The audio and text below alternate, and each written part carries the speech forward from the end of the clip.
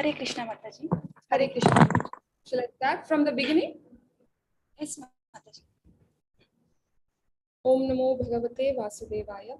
Atha Prathamoऽध्यायः Dhritarashtra Uvacha Dharmakshetre Kurukshetre Samavetayuyutsavah Mamaka Pandavaschaiva Kima Kurvata Sanjaya. Sanjaya Uvacha दृष्ट्वा तु पाण्डवानीकं व्यूढं दुर्योधनस्तदा आचार्यम् उपसंगम्य राजा वचनमब्रवीत् पश्यैतां पाण्डुपुत्राणाम् आचार्य महतीं च मूं व्यूढां द्रुपदपुत्रेण तव शिष्येण धीमता अत्र शूरा महेश्वासा भीमार्जुनसमायुधि युयुधानो विराटश्च द्रुपदश्च महारथः दृष्टकेतुश्चैकितानः काशीराजश्च वीर्यवान् पुरुजित् कुन्तिभोजश्च शैभ्यश्च नरपुङ्गवः युधामन्युश्च विक्रान्ता उत्तमौजाश्च वीर्यवान् सौभद्रो द्रौपदेयाश्च सर्व एव महारथाः अस्माकं तु विशिष्टाये तानि बोधा द्विजोत्तमा नायका मम सैन्यस्य संज्ञार्थं तान् ब्रवीमि ते भवान् भीमश्च कर्णश्च कृपश्च सम्मितं जयः अश्वत्थाम विकर्णश्च सौमदत्तस्तथैव च अन्ये च बहवः शूरा मदर्ते त्यक्तजीविताः नानाशस्त्रपहरणाः सर्वे युद्धविशारदः अपर्याप्तं तद् अस्माकं बलं भीष्माभिरक्षितं पर्याप्तं त्व इदम् एतेषां बलं भीमाभिरक्षितम् अयनेषु च सर्वेषु यथा भागमवस्थिताः भीष्मम् एवाभिरक्षन्तु भवन्तः सर्व एव हि तस्य सञ्जनयन् हर्षं कुरु वृद्धा पितामहः सिंहनादं विनद्योच्चैः शङ्खं दद्मौ प्रतापवान् तथा शङ्खश्च भैर्यश्च पनवाङ्का गोमुखाः सहस्यैवाभ्यहन्यन्त सशब्दस्तु मुलोऽभवत् ततः श्वेतैरहैर्युक्तैः महती स्यन्दने स्थितौ माधवः पाण्डवाश्चैव दिव्यौ शङ्खौ प्रदध्मतुः पाञ्चजन्यं ऋषिकेशो देवदत्तं धनञ्जयः पौण्ड्रं दद्मौ महाशङ्खं भीमकर्मावृकोदरः अन्तविजयं राजा कुन्तिपुत्रो युधिष्ठिरः नकुलः सहदेवश्च सुघोषा मणिपुष्पकौ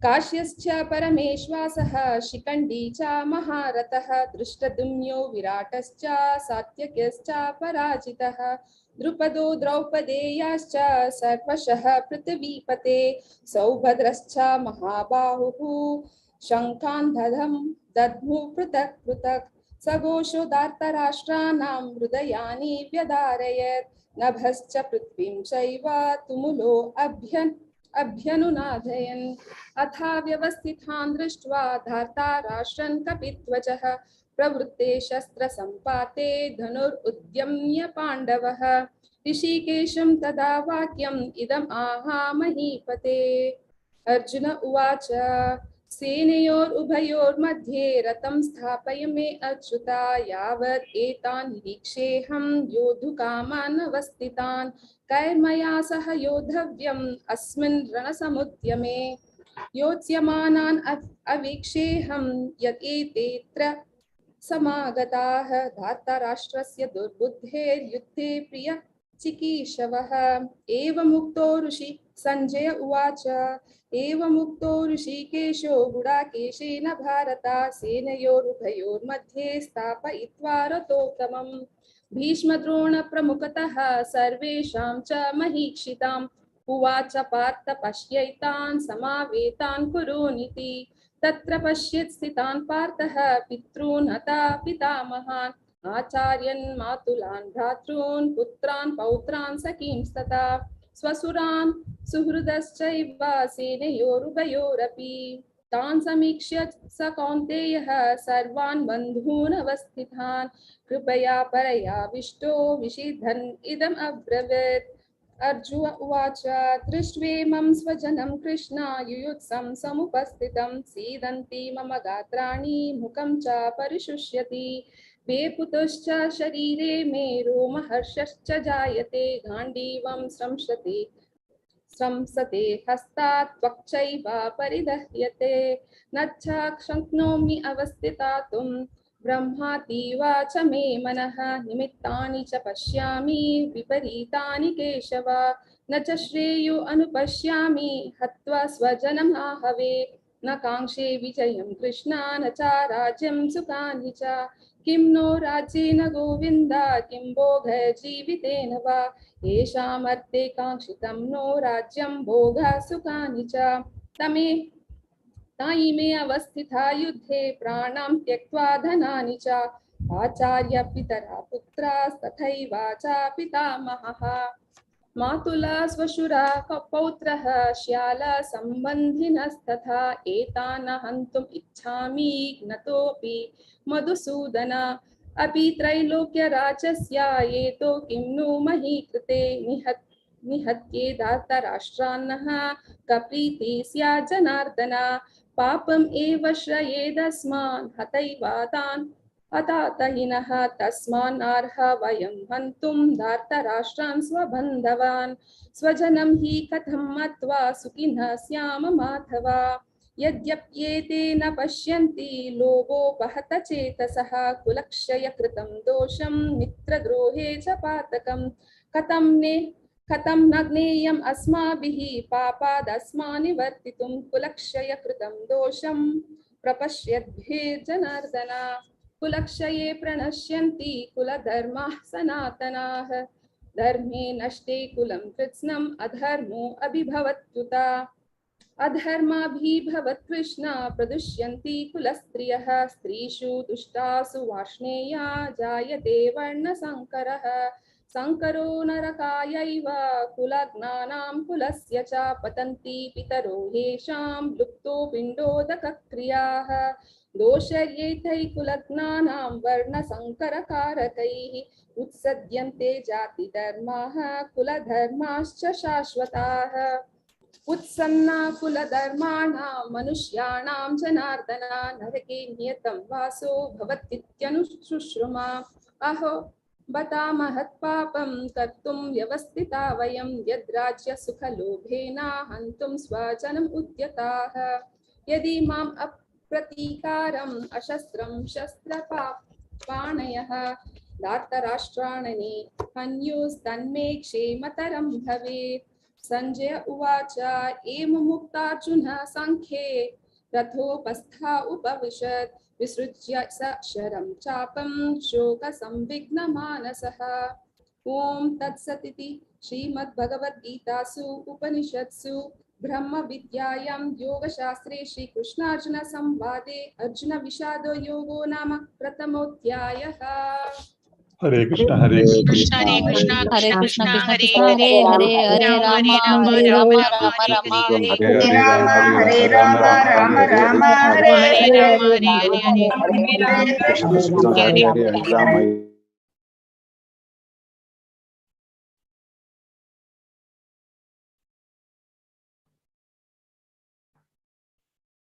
हरे कृष्ण माताजी, प्लीज स्टार्ट।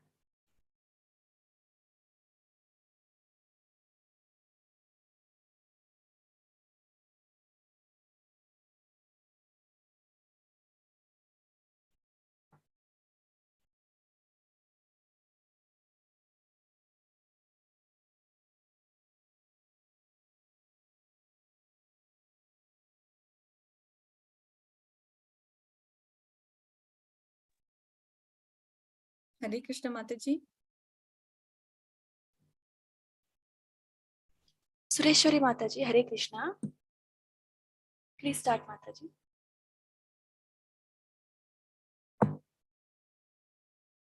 माताजी, you are not Audible.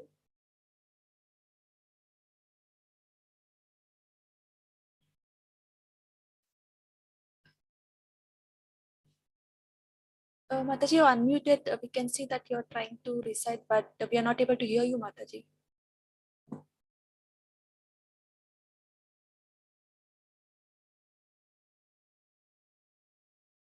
Still not audible, Mataji.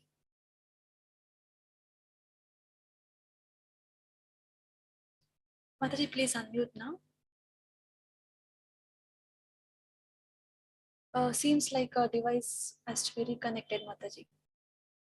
Can you rejoin, Mataji? Until then, we'll continue the recitation from other device.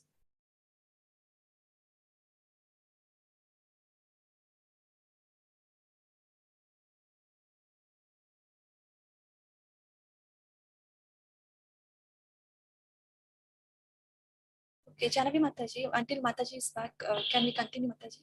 Sureshwari Mataji, once you are ready, please raise your hand. We'll unmute you, Mataji. Hare Krishna Mataji. Hare Krishna, Mataji.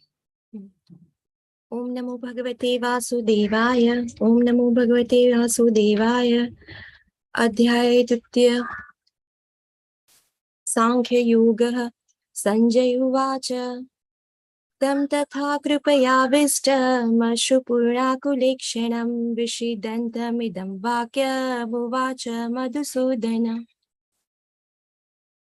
Hare Krishna Mataji. Sureshwari Devidashri Mataji, I think, raise his hand. Hare Krishna.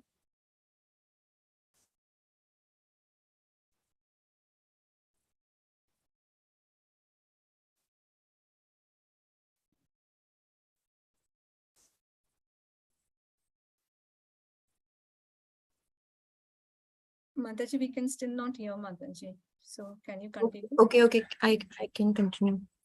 Shri Bhagavan Vach Kutastva Kashmalamidam Vishame Samupasthitam Anarya Justamasvargar Makirti Karjuna Kalebhyam Masmagamaha Pathanitva Yayupapadyate Shudram Radaya Dorbalyam Tyaktostishcha Parantapa. Arjun Uvacha Katham Bhishmamaham Sankhe Dronam cha Madhusudana Ishubi Pratiyuksyami Pujaha Varisudana Guruna Hatva Hi Mahanubhavana Shreyo Bhuktum Bhikshama Piha Loke Hatvatha Kamastu Guruni Heva Punche Pogana Rudira Pradigdhana न चेतद्विघ्न कतरन्नो गरियो यद्वा जयेम यदि वानो जयेयु यानेव हरे कृष्ण हरे Krishna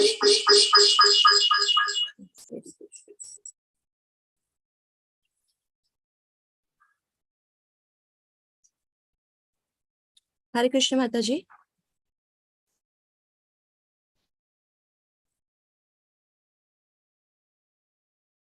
Hare Krishna Mataji. Sureshwari Mataji, can you recite?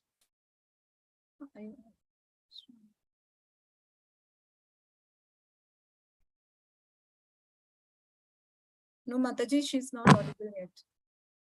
You can continue, Mataji. Hare Krishna. Yeah. Yes, Mataji, please continue. Hare Krishna. Hare Krishna.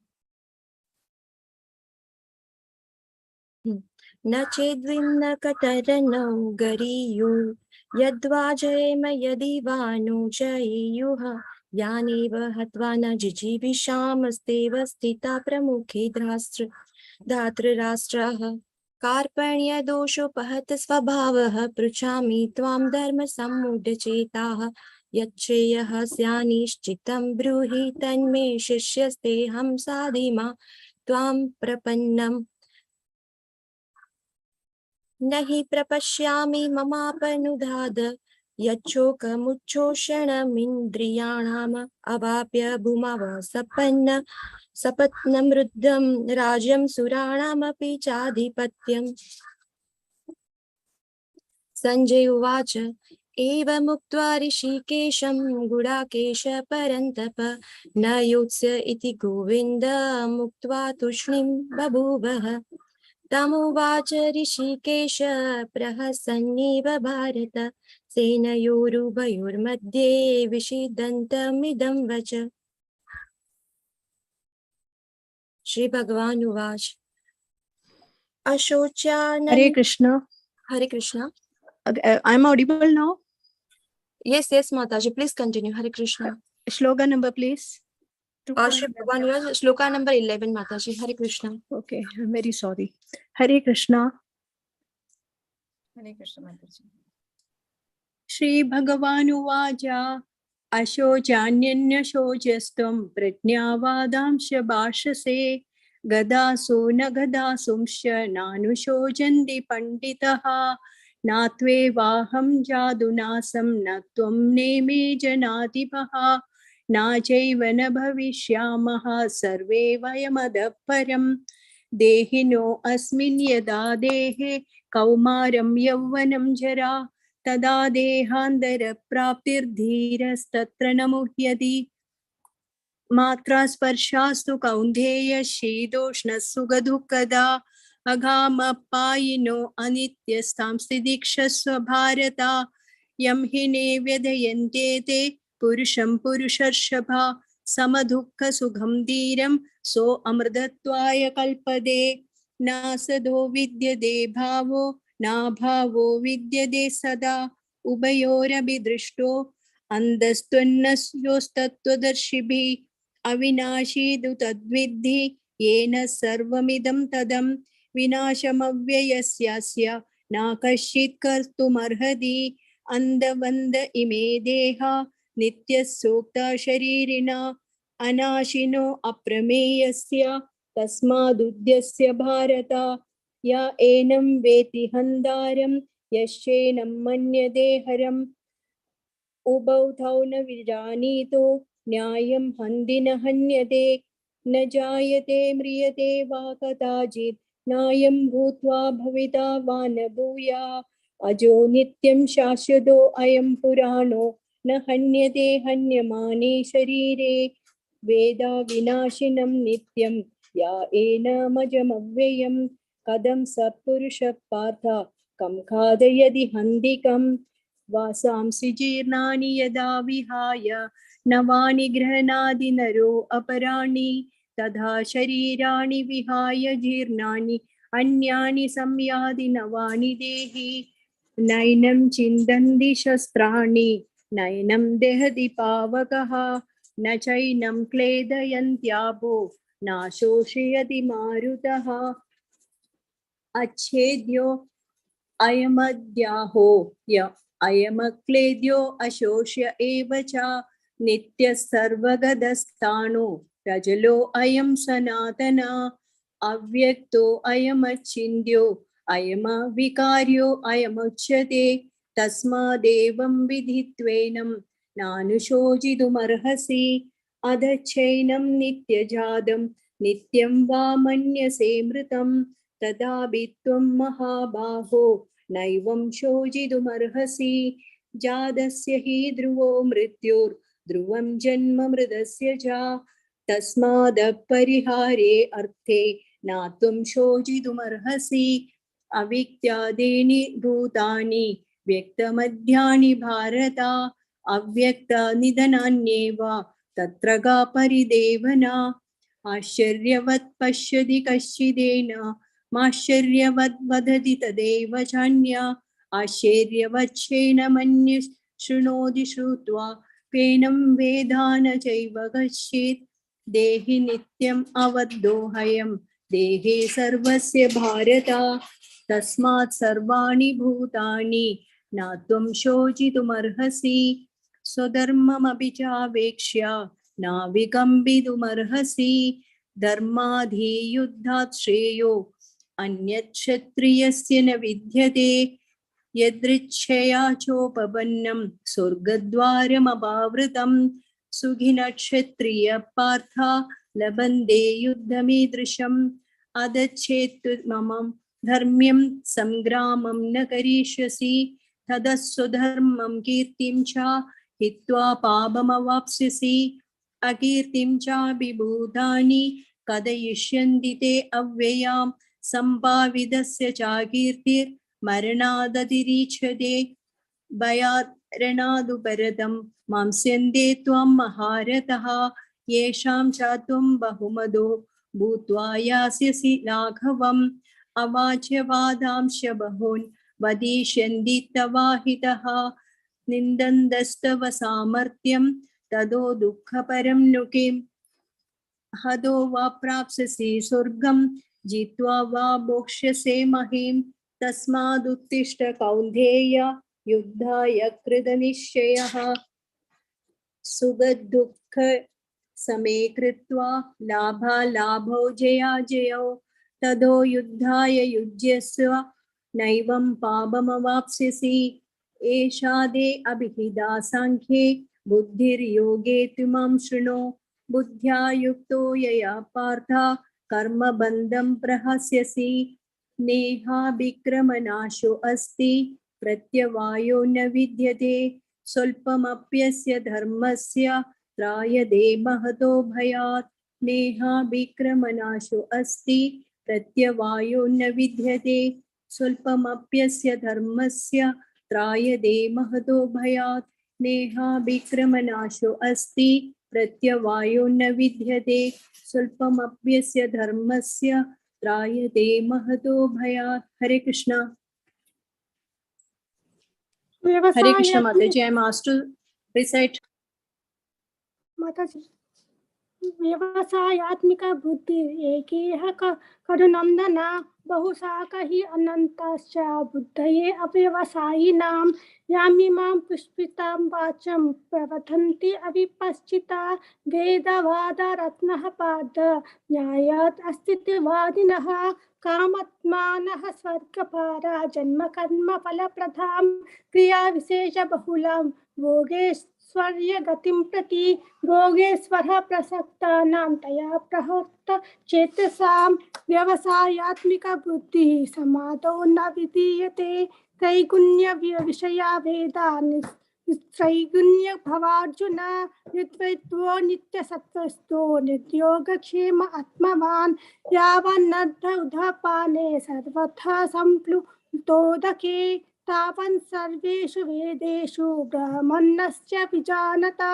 कर्मणेवाधिकारस्ते मा फलेषु कदाचन मा कर्म फलहेतुर्मा ते संज्ञो अस्य कर्मणि योगस्थः करु कर्माणि संज्ञा त्याक्त्वा धनञ्जय सिद्धि असिद्धो समो भूत्वा समत्वं योग उच्यते दूरेण हि अवरं कर्म बुद्धियोगर्धनञ्जय बुद्धौ शरणम् अस्मिन् च कृपणः फलहेतवः बुद्धियुक्तो जहातीह उभे सुकृत दुष्कृते तस्मात् योगाय यज्ञस्य योगकर्मासु कौशलं कर्मञ्चं बुद्धियुक्ता हि फलं त्यक्त्वा मनीषिणः जन्मबन्ध विनिर्मुक्ता पदं गच्छामि अनामयं यदा ते मोहकलीलं बुद्धिर्व्यतितरिष्यति तदा गन्तासि निर्वेदं श्रोतव्यस्ता सुतस्य च श्रुतिविप्रतिपन्ना ते यदा स्थास्यति निश्चला समाधौ अचला बुद्धिस्तदा योगम् अवाप्यासि अर्जुन उवाच स्थितप्रज्ञा सका भाषा समाधिस्तस्य केशव स्थितधि किं प्रभूषिता किम् असिता वजेति किं श्रीभगवानुवाच प्रजाहति यादकामान् सर्वपार्थ मनोगतान् आत्मानि एवात्मना तुषः स्थितं प्रज्ञास्तदोचते दुःखेषु अनुदिग्नमन्ना सुखेषु विगतस्पृहा वीतरागभयक्रोधा सिद्धिर्मुनिरुच्यते यः सर्वत्र नभिस्नेहान् तत्तत्प्राप्य शुभाशुभं नाभिनन्दति न द्वेषा तस्य प्रज्ञा प्रतिष्ठता यदा संहारते चायं कर्मज्ञानि व सर्वसा इन्द्रियाणि इन्द्रियाभ्यस्तस्य प्रज्ञा प्रतिष्ठते विषया विनिवर्तने निराहर्य देहिना रसवर्जरसोऽप्यस्य पर्वदुष्या निवर्तते यतो हि अपि कौन्तेय पुरुषस्य विपश्चिता इन्द्रियाणि प्रमादीनि परपहारन्ति प्रसभयं महा तानि सर्वाणि समयम्य युक्ता आसीत् मत्पराः वसैः यस्येन्द्रियाणि तस्य प्रजा प्रतिष्ठिता जायतो विषयान् पुंसः संज्ञास्तेषुपजायते संज्ञान् संज्ञायते कामात् क्रोधोऽपि जायते क्रोधात् भवति सम्मोहः सम्मोहात् विभ्रमः स्मृतिभ्रंशात् बुद्धिनाशो बुद्धिनाशात् प्रणश्यति रागद्वेषमुक्तैस्तु विषयान् इन्द्रियैश्चरान् आत्मपश्चर्य विधेयात्मा प्रसादम् अधिगच्छति प्रसादि सर्वदुःखानां हानिरस्योपजायते प्रसन्नचेतसो ह्यस्यु बुद्धिपर्यवतिष्ठते नास्ति बुद्धि अयुक्तस्य न च युक्तस्य भावना न च भावयुतस्य शान्तिर् अशान्तस्य कुतः सुखम् इन्द्रियाणां हि चरतां यन्मोनोऽसु विधीयते तदस्य हारिति प्रज्ञां वायुर्नावम् इवाम्बसि तद्मायस्य महाबाहु निगृहीतानि सर्वसा इन्द्रियाणि इन्द्रियार्थेभ्यस्तस्य प्रज्ञा प्रतिष्ठिता या निशा सर्वभूतानां तस्यां जागृति समयमि यस्यां जागृति भूतानि सा निशा प्रसन्नो मुनेः अपूर्वमान्यम् अचलं प्रतिष्ठं समुद्रमापः प्रविशक्ति यत्त्वत् तद्वैतकामं यं प्रतिशक्ति सर्वे सनास्ति मापोति न कामकामी विहया कामया सर्वान् पूमां चयरत निःस्पृहा निर्ममो निर्महजारा संशान्तिम् अधिगच्छति एषा ब्राह्मी स्थितिः पार्थ नैनां प्राप्त विमुह्यति स्थित्वा स्याम् अनर्थकालेऽपि ब्राह्मनिर्वाणमुच्यति ओम तत्सत् इति श्रीमद्भागवतीतासु उपनिषत्सु ब्रह्मविद्यानां योगशास्त्रेण श्रीकृष्णार्जुन संवादे सांख्ययोगी नाम द्वितीयोऽध्यायः समाप्तः। हरे कृष्ण हरे कृष्ण हरे कृष्ण कृष्ण कृष्ण हरे हरे हरे राम राम राम हरे हरे राम राम हरे हरे।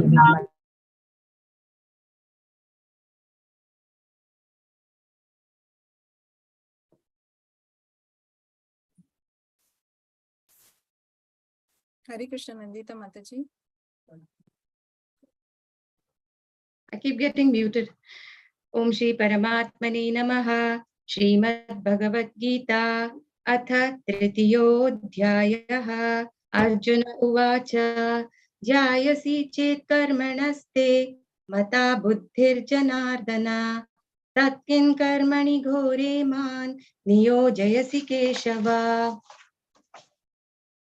यामि श्रेणेव वाक्येन बुद्धिं मोहयसीव मे तदेकं वद निश्चित्य येन श्रेयोऽहमाप्नुयाम्। श्रीभगवानुवाच लोकेऽस्मिन् विविधा निष्ठा पुरा प्रोक्ता मया नघ ज्ञानयोगेन सांख्यानां कर्मयोगेन योगिनाम् न कर्मणामनारम्भान् नैष्कर्म्यं पुरुषोऽश्नुते न च सन्न्यसनादेव सिद्धिं समधिगच्छति न हि कश्चित् क्षणमपि जातु तिष्ठत्य कर्मकृत् कार्यते ह्यवशः कर्म सर्वप्रकृतिजैर्गुणैः कर्मेन्द्रियाणि संयम्य य आस्ते मनसा स्मरन् इन्द्रियार्थान् विमूढात्मा मिथ्याचारः स उच्यते यस्त्विन्द्रियाणि मनसा नियम्यारभतेऽर्जुन कर्मेन्द्रियैः कर्मयोगम् असक्तः स विशिष्यते नियतं कुरु कर्म त्वं कर्म ज्यायो ह्यकर्मणः शरीर्यात्रापि च ते न प्रसिद्ध्येद कर्मणः यज्ञार्था कर्मणोऽन्यत्र लोकोऽयं कर्म बन्धनः तदर्थं कर्म कौन्तेय मुक्तसङ्गः समाचर सह यज्ञा प्रजा सृष्ट्वा पुरोवाच प्रजापतिः अनेन प्रसविष्यध्वम् एष वोऽस्त्विष्टकामधुक् देवान् भावयतानेन ते देवा भावयन्तु वः परस्परं भावयन्तः श्रेयः परमवाप्स्यथ इष्टान् भोगान् वो देवा दास्यन्ते यज्ञभाविताः तैर्दत्तान् प्रदायैभ्यो यो भुङ्क्ते तेन एव सः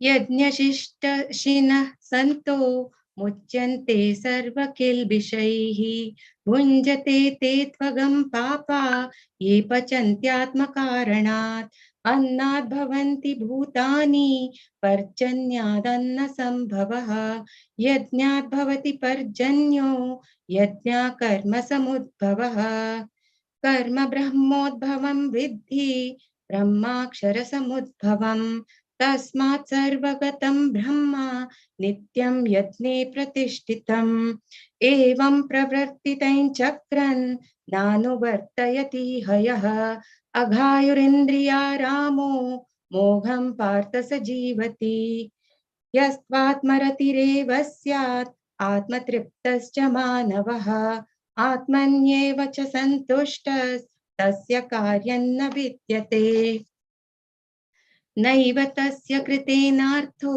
न कृतेनेह कश्चन न चास्य सर्वभूतेषु कश्चित् अव्यपराश्रय तस्मादसक्तः सततं कार्यं कर्म समाचर असक्तो ह्याचरन् कर्म परमाप्नोति पुरुषः कर्मणैव संसिद्धिम् आस्थिता जनकादयः लोकसंग्रहमेवापि सम्पश्यन् कर्तुमर्हसि यद्यदाचरति श्रेष्ठस्तत्तदेवेतरो जनः स यत्प्रमाणं कुरुते लोकस्तदु अनुवर्तते न मे पार्थास्ति कर्तव्यं त्रिषु लोकेषु किंचन नानवाप्तमवाप्तव्यं वर्त एव च कर्मणि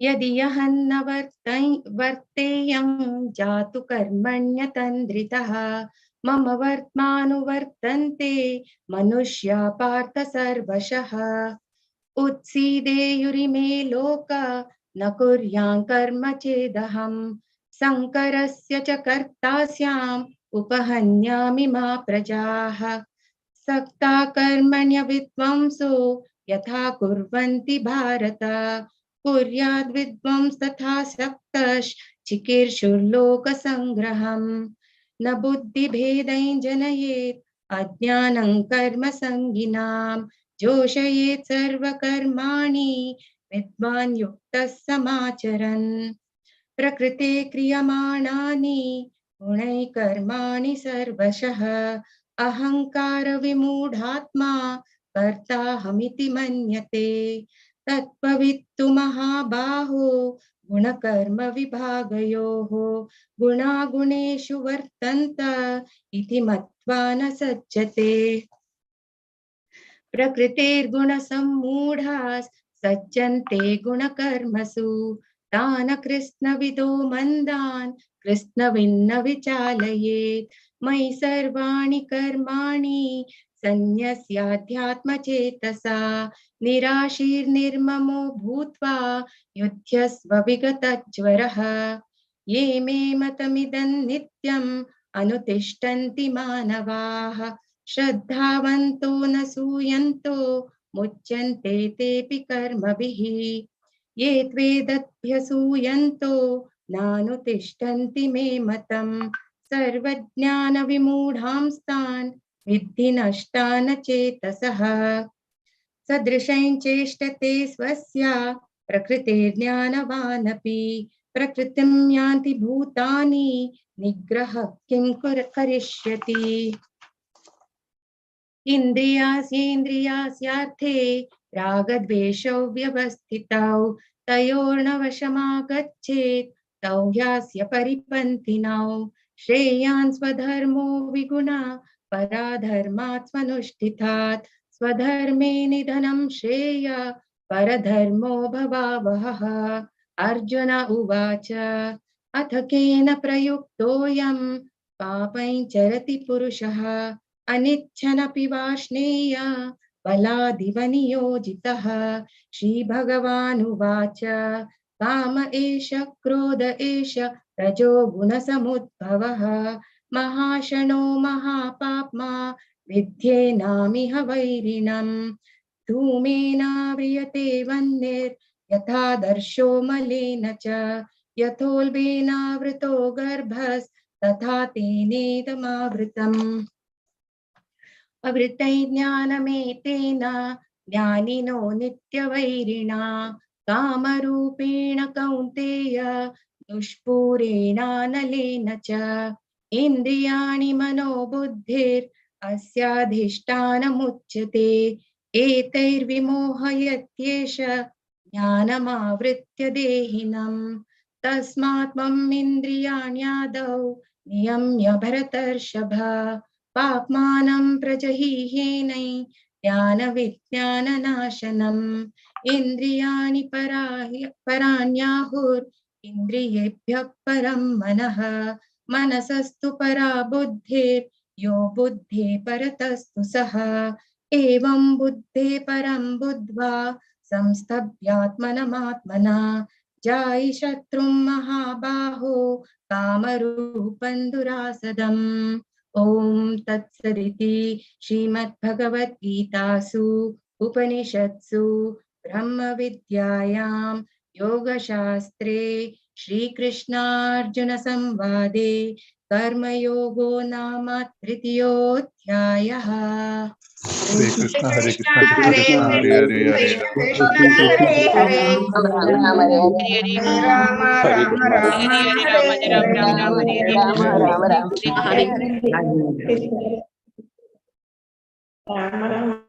हरे हरे। हरे हरे हरे कृष्ण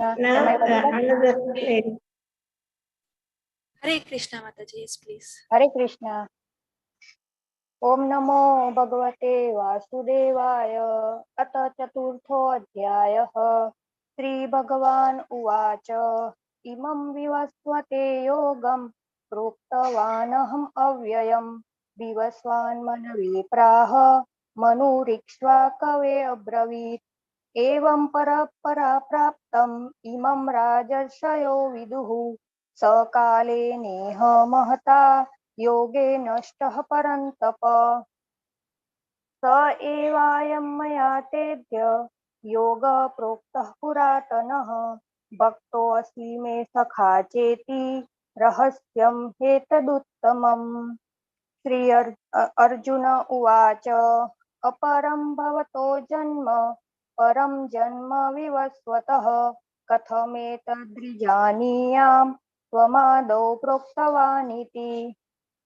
श्रीभगवान् उवाच बहूनि मे व्यतीतानि जन्मानि तव चार्जुन तान्यहं वेद सर्वाणि न त्वं वेत्थ परन्तप। अजोऽपि सन्नव्यय आत्मा भूतानामीश्वरोऽपि सन् प्रकृतिं स्वामधिष्ठाय सम्भवाम्यात्ममायया। यदा यदा हि धर्मस्य ग्लानिर्भवति भारत अभ्युत्थानदधर्मस्य तदात्मानं सृजाम्यहम्। पवित्राणाय साधूनां विनाशाय च दुष्कृतां धर्म संस्थापनार्थाय संभवामि युगे युगे। जन्म कर्म च मे दिव्यम् एवं यो वेत्ति तत्त्वतः त्यक्त्वा देहं पुनर्जन्म नैति मामेति सोऽर्जुन।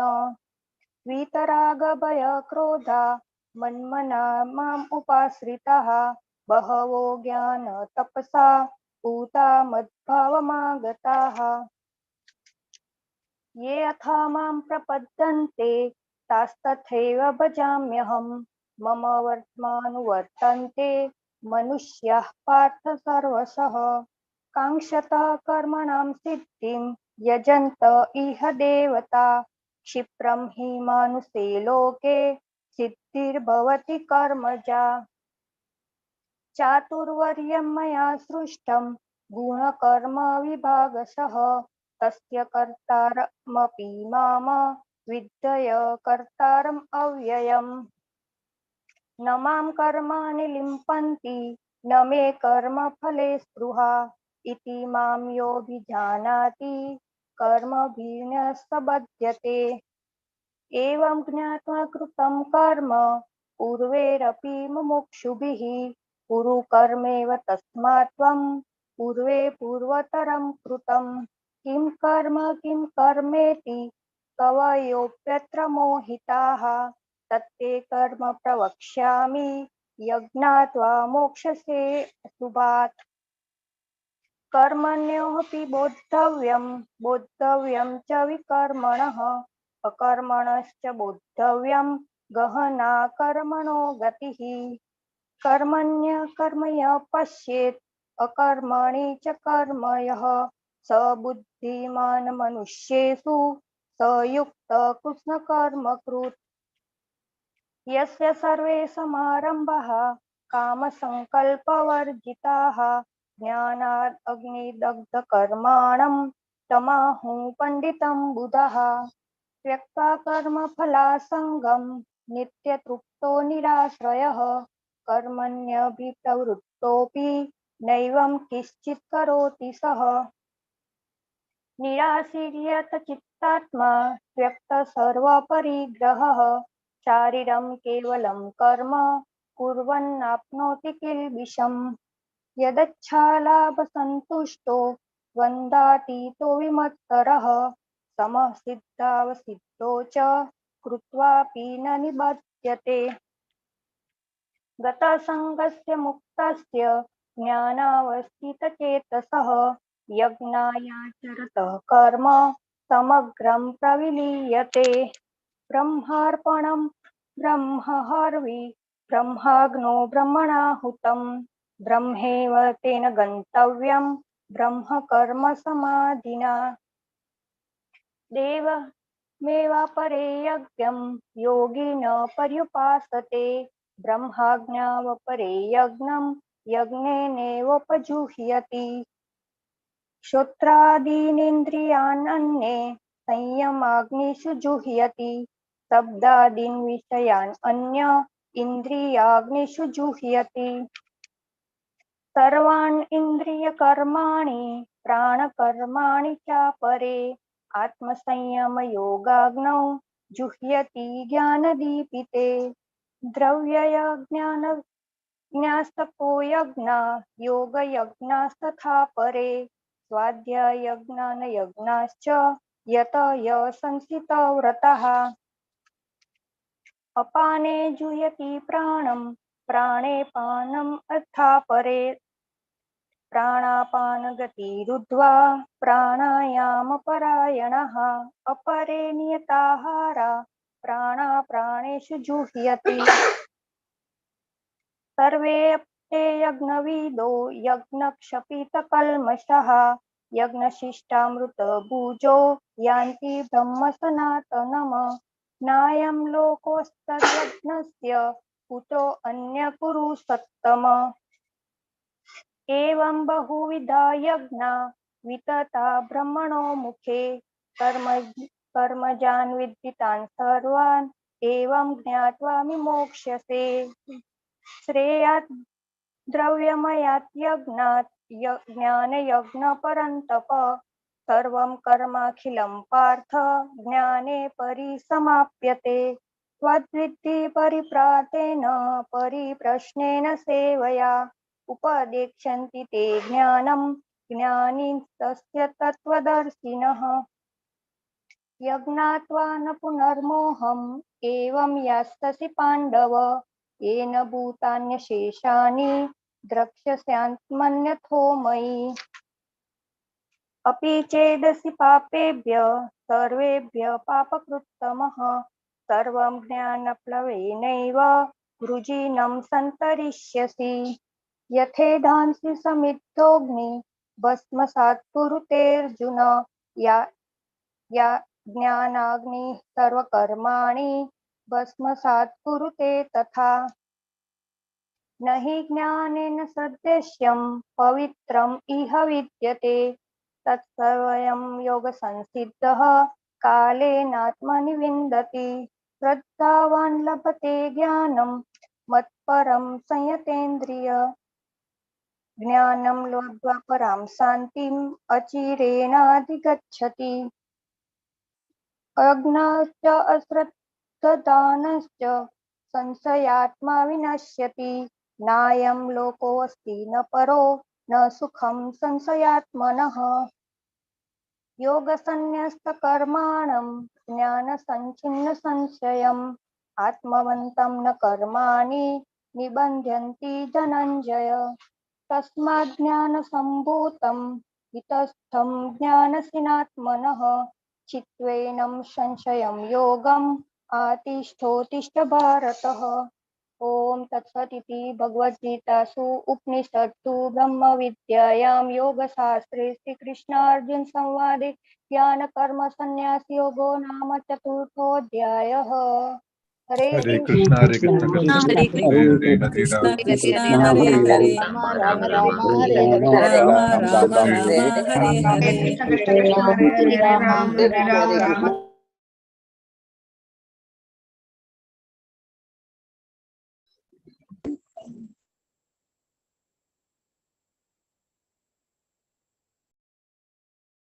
Hare Krishna. Should I start? Yes, Mataji. Yes.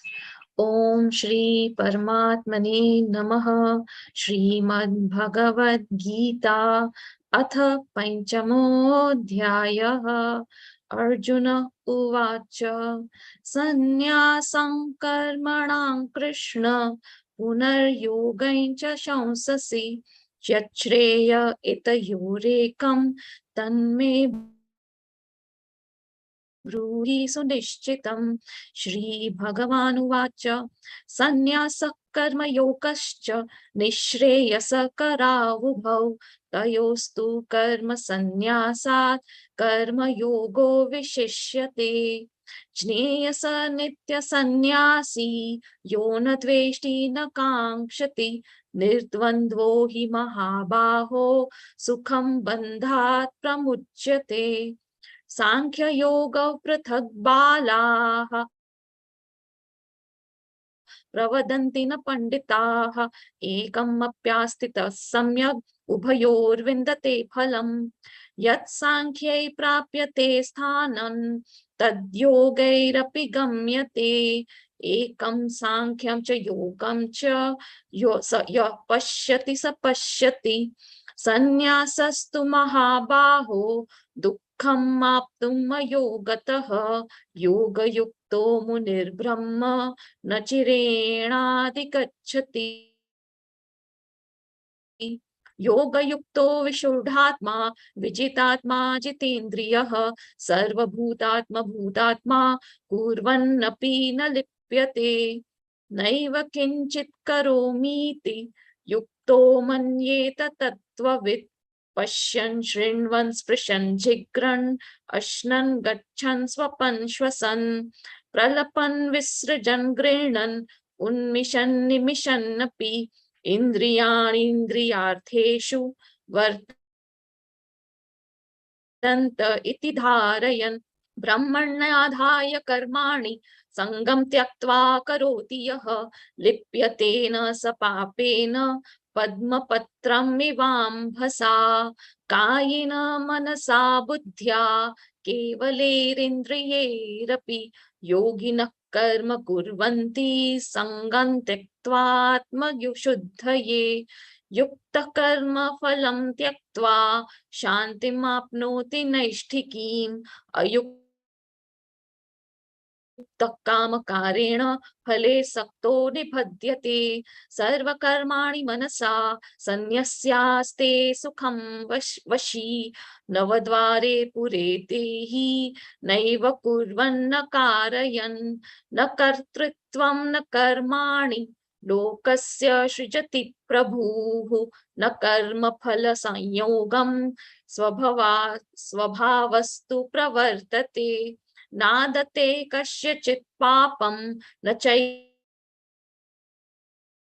सुकृतं विभुः अज्ञानेनावृतं ज्ञानं तेन मुह्यन्ति जन्तवः ज्ञानिन तु तदज्ञानं येषां नाश्रितम् आत्मनः तेषामादित्यवज्ञानं प्रकाशयति तत्परम् तद्बुद्धयस्तद् आत्मानस्तन्निष्ठास्तत्परायणाः गच्छन्त्य पुनरावृत्तिं ज्ञाननिर्धूतकल्मषाः विद्या विनय संपन्ने ब्राह्मणे गविहस्तिनि शूनि चैव श्वपाके च पंडिताः समदर्शिनः इहैव तेजितः सर्गो येषां साम्ये स्थितं मनः निर्दोषं हि समं ब्रह्म तस्माद् ब्रह्मणि ते स्थिताः न प्रहर्ष्येत् प्रियं प्राप्य नो द्विजेत् प्राप्य चाप्रियं स्थिर बुद्धिरसम्मूढो ब्रह्मविद् ब्रह्मणि स्थितः बाह्य स्पर्शेष्व सक्तात्मा विन्दत्यात्मानि यत् सुखं स ब्रह्म योग युक्तात्मा सुखम अक्षयमश्नुते ये हि संस्पर्शजा भोगा दुःखयोनय एव ते आद्यन्तवन्त कौन्तेय न तेषु रमते बुधः शक्नोति हैव यः सोढुं प्राक् शरीरविमोक्षणात् कामक्रोधो भवन् येगं स युक्तः स सुखी नरः योऽन्तः सुखोऽन्तरारामस्तथान्तर्ज्योतिरेव यः स योगी ब्रह्म निर्वाणं ब्रह्मभूतोऽधिगच्छति लभन्ते ब्रह्म निर्वाणं ऋषयः क्षीणकल्मषाः छिन्नद्वैधायतात्मानः सर्वभूतहिते रताः कामक्रोध विमुक्तानां यतीनां यतचेतसाम् अभितो ब्रह्म निर्वाणं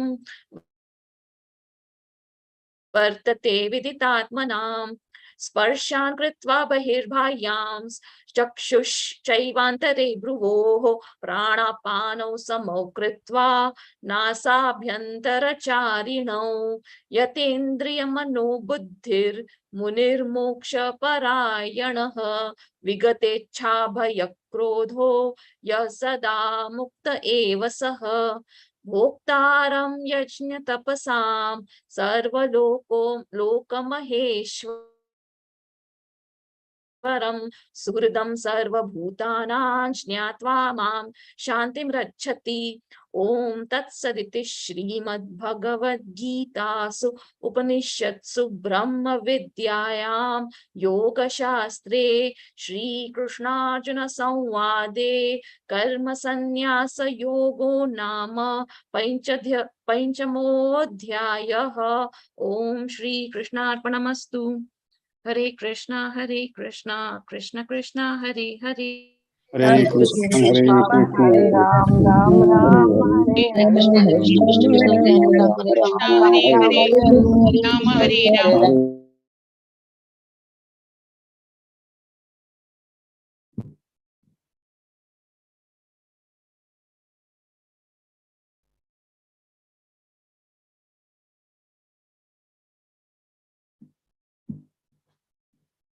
Hare Krishna Prabhuji, please start. हरे कृष्ण माता जी। ओम श्री परमात्मने नमः। ओम नमो भगवते वासुदेवाय। ओम नमो भगवते वासुदेवाय। ओम नमो भगवते वासुदेवाय। श्री भगवानुवाच अनाश्रितः कर्मफलं कार्यं कर्म करोति यः स सन्न्यासी च योगी च न निर्रग्निर्न चाक्रियः स सन्न्यासमिति प्राहुर्योगं तं विद्धि पाण्डव न ह्यसन्न्यस्तसङ्कल्पो योगी भवति कश्चन आरुरुक्षोर्मुनेर्योगं कर्म कारणमुच्यते योगारूढस्य तस्यैव शमः कारणमुच्यते यदा हीनेन्द्रियार्थेषु न कर्मस्वनुषज्यते सर्वसंकल्पसन्न्यासी योगारूढस्ततोच्यते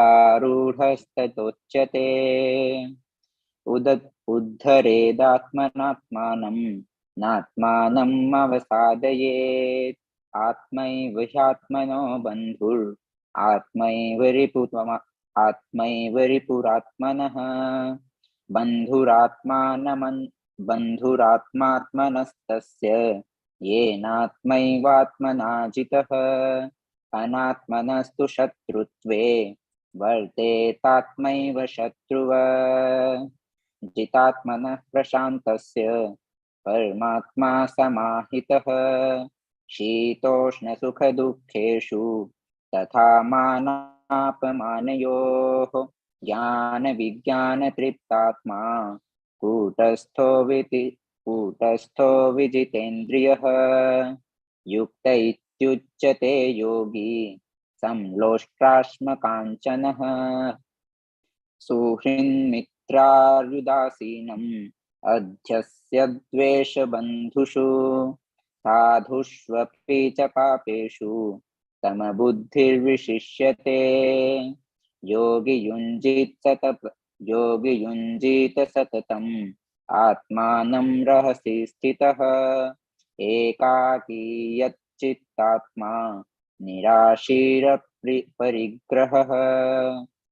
शुचौ देशे प्रतिष्ठाप्य स्थिरं आसनमात्मनः नित्युच्छ्रितं नातिनीचं चैलाजिनकुशोत्तरं तत्रैकाग्रं मनः कृत्वा यच्चित्तेन्द्रियक्रिय उपविश्यासने युञ्ज्याद्योगमात्मविशुद्धये समं कायशिरो ग्रीवं धारयन्नचलं स्थिरः समप्रेक्ष नासिकाग्रं स्वं दिशश्चानवलोकयन् प्रशान्तात्मा विगतभिर्ब्रह्मचारिवृत्ते स्थित मनः संयम्य मच्चित्तो युक्त आसीत मत्परः युञ्जन्नेवं सदात्मानं योगी नियतमानसः शान्तिं निर्वाणपरमां मत्संस्थामधिगच्छति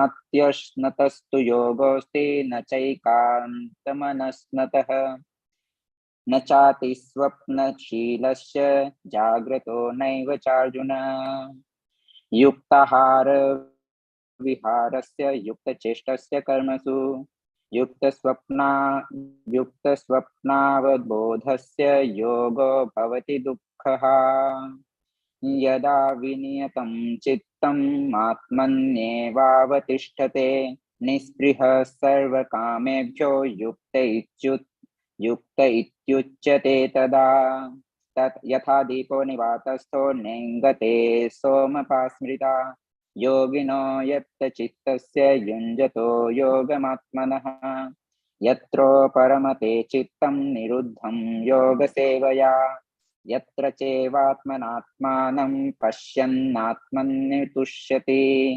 सुखमात्यन्तिकं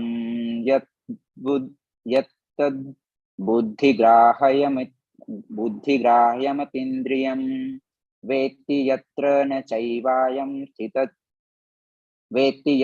न चैवायं स्थितश्चलति तत्त्वतः यं लब्ध्वा चापरं लाभं मन्यतेनाधिकं ततः यस्मिन् स्थितो न दुःखेन गुरुणापि विचाल्यते तं विद्याद् दुःखसंयोग वियोगं योगसंगितम् सनिश्चयेन योक्तव्यो योगो निर्विण्णचेतसा संकल्पप्रभावान् कामान् त्यक्त्वा सर्वान् शेषतः मनसैवेन्द्रियाग्रामं विनियम्य समन्ततः शनैः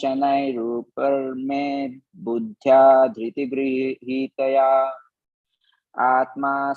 आत्मसंस्थं मनः कृत्वा न किञ्चिदपि चिन्तयेत् यतो यतो निश्चलति मनश्चञ्चलमस्थिरं ततस्ततो नियम्यैतद् आत्मन्येव वशं नयेत् प्रशान्तमनसं ह्येनं योगिनं सुखमुत्तमम् उपैति शान्तरजसं ब्रह्मभूतम् अकल्मषम् युञ्जनेवं सदात्मानं योगे विगतं कल्मषः सुखेन ब्रह्म संस्पर्शम् अत्यन्तं सुखमश्नुते सर्वभूतस्थमात्मानं सर्वभूतानि चात्मनि ईक्षते योगयुक्तात्मा सर्वत्र समदर्शनः यो मां पश्यति सर्वत्र सर्वं च मयि पश्यति तस्याहं न प्रणश्यामि स च मे न प्रणश्यति सर्वभूतस्थितं यो मां भजत्येकत्वमास्थितः सर्वथा वर्तमानोऽपि स योगी मयि वर्तते आत्मौपम्येन सर्वत्र समं पश्यति योऽर्जुन सुखं वा यदि वा दुःखं स योगी परमो मतः अर्जुन उवाच योऽयं योगस्त्वया प्रोक्तः साम्येन मधुसूदन एतस्याहं न पश्यामि चञ्चलत्वात् स्थितिं स्थिराम् चञ्चलं हि मनः कृष्ण प्रमाथि बलवदृढम् तस्याहं निग्रहं मन्ये वायोरिव सुदुष्करम् श्रीभगवानुवाच असंशयं महाबाहो मनो दुर्निग्रहं चलम् अभ्यासेन तु कौन्तेय वैराग्येन च गृह्यते असंयतात्मना योगो दुष्प्राप इति मे स्मृतिः वश्यात्मना तु यतता शक्यो वाप्तुमुपायतः अर्जुन उवाच अयति श्रद्धयोपेतो योगाच्चलितमानसः अप्राप्य योगसंसिद्धिं कां गतिं कृष्ण गच्छति कच्चिन्नो भयविभ्रष्टश्चिन्नाभ्रमिव नश्यति अप्रतिष्ठो महाबाहो विमूढो ब्रह्मणः पथि एतन्मे संशयं कृष्ण चेतुमर्हस्य शेषतः त्वदन्यसंशयस्यास्य चेता न ह्युपपद्यते श्रीभगवानुवाच पार्थ नैवेह नामुत्र विनाशस्तस्य विद्यते न हि कल्याणकृत् कश्चित् दुर्गतिं तात गच्छति प्राप्य पुण्यकृतां लोकान् उषित्वा शाश्वती समः शुचिना श्रीमतां गेहे योगभ्रष्टोऽभिजायते अथवा योगिनामेव कुले भवति धीमताम् एतद्धीर्दुर्लभतरं लोके जन्म यदीदृशम् तत्र तं बुद्धिसंयोगं लभते पौर्वदेहिकम् यतते च ततो भूयः संसिद्धौ कुरु नन्दन पूर्वाभ्यासेन तेनैव ह्रियते ह्यवशोऽपि सः जिज्ञासुरपि योगस्य शब्दब्रह्माति वर्तते प्रयत्नाद्यत्मानस्तु योगी संशुद्ध किल्बिषः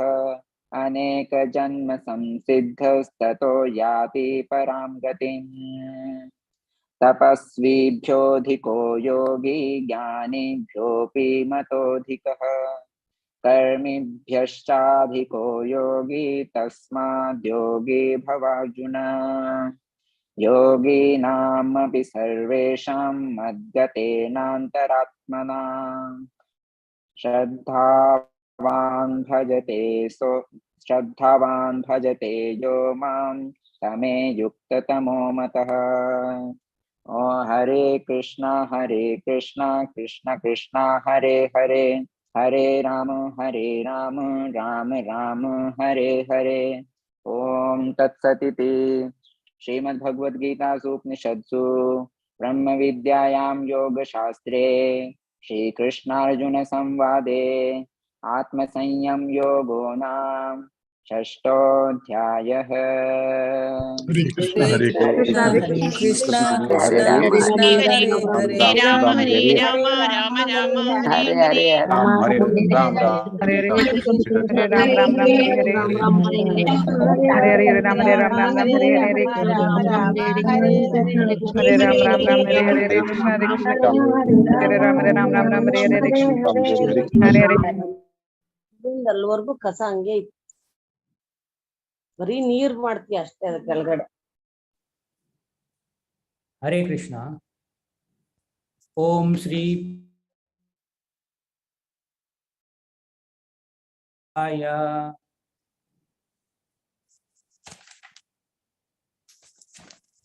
श्री भगवानुवाच मय्या शक्तिमना पार्थ योगं युञ्जन्मदाश्रयः असंशयं समग्रामां यदा ज्ञानसस्यं त्रच्छृणु ज्ञानं देहं सविज्ञानमिदं वक्ष्यामश्यसे तथा यज्ञात्वनेह वयोज्ञाज्ञातस्तव्यमहाशिष्यते मनुष्याणां सहस्रेषु कश्चिद्यतति सिद्धये यततामपि सिद्धानां कश्चिन्मान्मवेत्ति तत्त्वतः भूमिरापो नलो वायु कं मनो बुद्धरेव च हज्कार् इतीयं मे भिन्ना प्रकृतिरष्टधा आपरेयमितस्न्यायां प्रकृतिं विद्धि मे परां जीवभूतां महाबाहो ययेदं दर्यते जगत् एतज्जोनीनि भूतानि सर्वाणि त्युपधारय अहं कृष्णस्य जगतः प्रभव प्रलयस्तदा मत्ता परन्तरन्यान्यात् किञ्चिदस्तो धनञ्जयः मायि सर्वमिदं प्रोक्तां नु सूत्रे मणिगणा इव रसो मा वसु कान्तेय प्रभास्मि शशिसूर्ययो प्रणव सर्ववेदेषु शब्दके पौरुषं स्नुषु पुण्यो गन्धपृथिव्यां च तेजस्मविभावसौ जीवनं सर्वभूतेषु तपश्चास्मि तपस्विषु बीजां मां सर्वभूतानां विद्धि पार्थ सनातनं बुद्धिर्बुद्धिमतामस्मि तेजस्तेजस्विनामहं बलं बलवतां चाहं कामारावर्जितं धर्मविरुद्धो भूतेषु कामोऽस्मि भरतर्षभ ये चैव सात्विका भावा राजसास्तमसाश्च ये मत्त एवेति तन्विद्धि नत्वाहं तेषु ते मयि त्रिभिर्गुणमयैर्भावैः रेभिः सर्वमिदं जगत् मोहितां नापि जानाति ममध्ये परमव्ययम् दैवी हेष गुणं मायी मम माया दुरत्यया मामेव ये प्रपद्यन्ते मां मायामेतां तरन्ति ते न मां दुष्कृते नो मूढा प्रपद्यन्ते नराधमः मायाया प्रहृत्या ज्ञान असुरं भावमाश्रिताः चतुर्विधा भजन्ते मां जना सुकृतिनोऽर्जुन आर्तो जिज्ञासु तदार्ति ज्ञानी च भरतर्षभः तेषां ज्ञानि नित्ययुक्ता एकभक्तिर्विशिष्यते प्रियो हि ज्ञानिनोत्यर्थ महं स च मा प्रियः उदारः सर्व एवैते त्वात्मैव मे मतम् अस्थितः स हि युक्तात्मा ममेवा ममागतिम् बहुनां जन्मानमन्ते ज्ञानान् मां प्रपद्यते वसुदेव सर्वमिति समात्मा सुदुर्लभः कामैस्तैरुता ज्ञाना प्रपद्यन्ते न्युदेवता तं तं नियमामास्तय प्रकृत्या नियता स्वया यो यो मा यां तनुभक्ताः श्रद्धायार्चितुमिच्छति तस्याचलं श्रद्धां तामेव विददाम्यहम् सतया श्रद्धया युक्ता स्थैर्यराधनमीहते लभते च ततः कामा मायैव विवादान्वितान् अन्तवत्तु फलं तेषां तद्भवत्याल्पमेधनां देवान् देवयजो यान्ति मद्भक्ता यान्ति मामपि अव्यक्तं व्यक्तिमापन्नां मन्यन्ते मामम बुद्धय परं भावमजानन्तो मायाव्ययमनुत्तमम्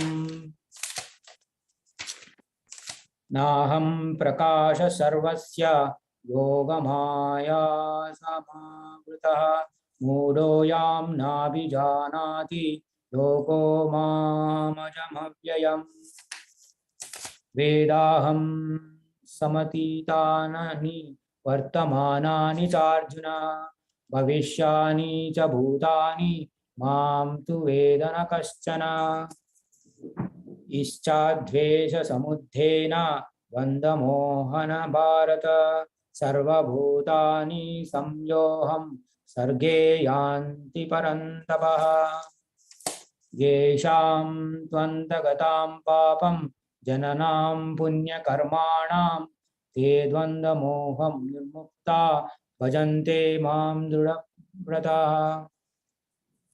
जरामरणमोक्षाय मामाश्रित्य यन्ति ये ते ब्रह्मा तद्विदु कृष्णमध्यात्मां कर्म चाखिलम् साधिभूतादिदैवं मां साधियज्ञं च ये विदु प्रयाणकाले च मां ते विदुर्यक्तचेतसा इति श्रीमहाभारते शतसहस्रसंहितायां वयसिक्यं भीष्मपर्वाणि श्रीमद्भगवद्गीतासु उपनिषत्सु ब्रह्मविद्यायां योगशास्त्रे श्रीकृष्णार्जुन संवादे विज्ञानयोगनां सप्तमोऽध्यायः।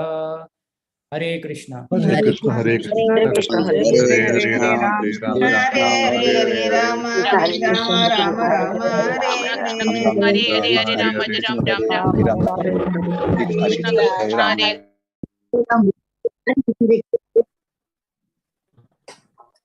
हरे कृष्ण। अथ अष्टमोऽध्यायः अक्षर ब्रह्म योगः। अर्जुन उवाच किं तद् ब्रह्म किमध्यात्मं किं कर्म पुरुषोत्तम अधिभूतं च किं प्रोक्तम् अधिदैवं किमुच्यते अधियज्ञः कथं कोत्र देहेऽस्मिन् मधुसूदन प्रयाणकाले च कथं ज्ञेयोऽसि नियतात्मभिः। श्रीभगवानुवाच अक्षरं ब्रह्म परमं स्वभावोऽध्यात्ममुच्यते भूतभावोद्भवकरो विसर्गः कर्मसन्नितः अधिभूतं शरोभावः पुरुषाश्चादिदैवतम् अधियज्ञोऽहमेवात्र देहे देहावृतं वरा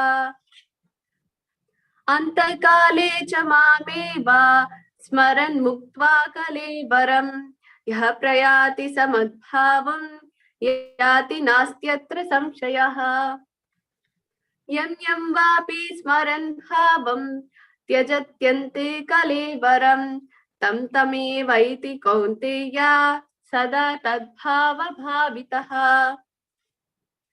तस्मात् सर्वेषु कालेषु मामनुस्मरयुध्य च मयि अर्पिता मनोबुद्धिः मामे वैश्यस्य संशयः अभ्यासयोगयुक्तेन चेतसा नान्यगामिना परमं पुरुषं दिव्यं याति पातानुचिन्तयन्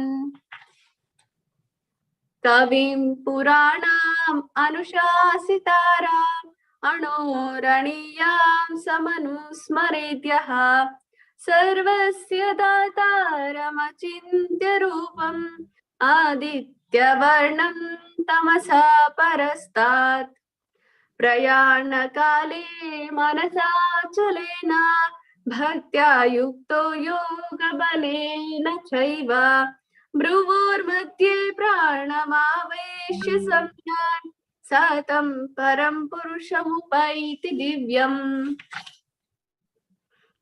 यदक्षरं वेदविदो वदन्ति विशन्ति यद्यतयो वीतरागः यदिच्छन्तो ब्रह्मचर्यं चरन्ति तत्ते पदं संग्रहेण प्रवक्ष्ये सर्वद्वाराणि संयम्य मनोहृदि निरुध्य च मूर्ध्यात्मनः प्राणम् आस्थितो योगधारणम् ॐ इत्येकाक्षरं ब्रह्मा व्याहरन् मामनुस्मरन् यः प्रयाति त्यजन् देहं स याति परमां गतिम् अनन्यचेताः सततं यो मां स्मरति नित्यशः तस्याहं सुलभः पार्थ नित्ययुक्तस्य योगिनः मामुपेत्य पुनर्जन्म दुःखालयम् अशाश्वतम् नाप्नुवन्ति महात्मानः संसिद्धिं परमां गताः ब्रह्मा भुवनाल्लोका पुनरावर्तिनो अर्जुन मामुपेत्य तु कौन्तेय पुनर्जन्मा न विद्यते सहस्रयुगपर्यन्तम् अहर्यद् ब्रह्मणो विदुः रात्रिं युगसहस्रान्तं तेहो रात्रौ विदो जनः अव्यक्ताद्व्यक्तयः सर्वाः प्रभवन्त्याः रागमे रात्रागमे प्रलीयन्ते तत्रैवाव्यक्तसंज्ञके भूतग्रामः स एवायं भूत्वा भूत्वा प्रलीयते रात्रागमे वशः पार्थ प्रभवत्याः रागमे परस्तस्मास्तु भावोऽन्यो अव्यक्तो व्यक्तः सनातनः यः सा सर्वेषु भूतेषु नश्यत्सु न विनश्यति अव्यक्तोऽक्षर इत्युक्तस्तमाहु परमां गतिं यं प्राप्य न निवर्तन्ते तद्धामा परमं मम पुरुषः स परः पार्थ भक्त्या लभ्यस्त्वनन्यया यस्यान्तस्तानि भूतानि येन सर्वमिदं ततं यत्र काले त्वनावृत्तिम् आवृत्तिं चैव योगिनः प्रयातयान्ति तं कालं वक्ष्यामि भरतर्षभ अग्निज्योतिरः शुक्ल षण्मासा उत्तरायणं तत्र प्रयात गच्छन्ति ब्रह्माविदो जनाः धूमो रात्रिस्तथा कृष्ण षण्मासा दक्षिणायनं तत्र चान्द्रामसं ज्योति योगी प्राप्य निवर्तते शुक्लकृष्णे गतिः हेते जगतः शाश्वते मते एकया यात्यनावृत्तिम् अन्यया वर्तते पुनः नैते स्मृति पार्थ जानान् योगी मुह्यति कश्चन तस्मात् सर्वेषु कालेषु योगयुक्तो भवार्जुन वेदेषु यज्ञेषु तपस्सु चैव दानेषु यत् पुण्यफलं प्रदिष्टम् अत्येति तत्सर्वमिदं विदित्वा योगी परं स्थानमुपैति चाद्यम्। ओम तत्सदिति श्रीमद्भगवद्गीतासु उपनिषत्सु ब्रह्म विद्यायां योगशास्त्रे श्री कृष्णार्जुन संवादे भगवत प्राप्ति योगो नाम अष्टमोऽध्यायः। हरे कृष्णा हरे कृष्णा हरे कृष्णा कृष्ण कृष्ण हरे हरे हरे हरे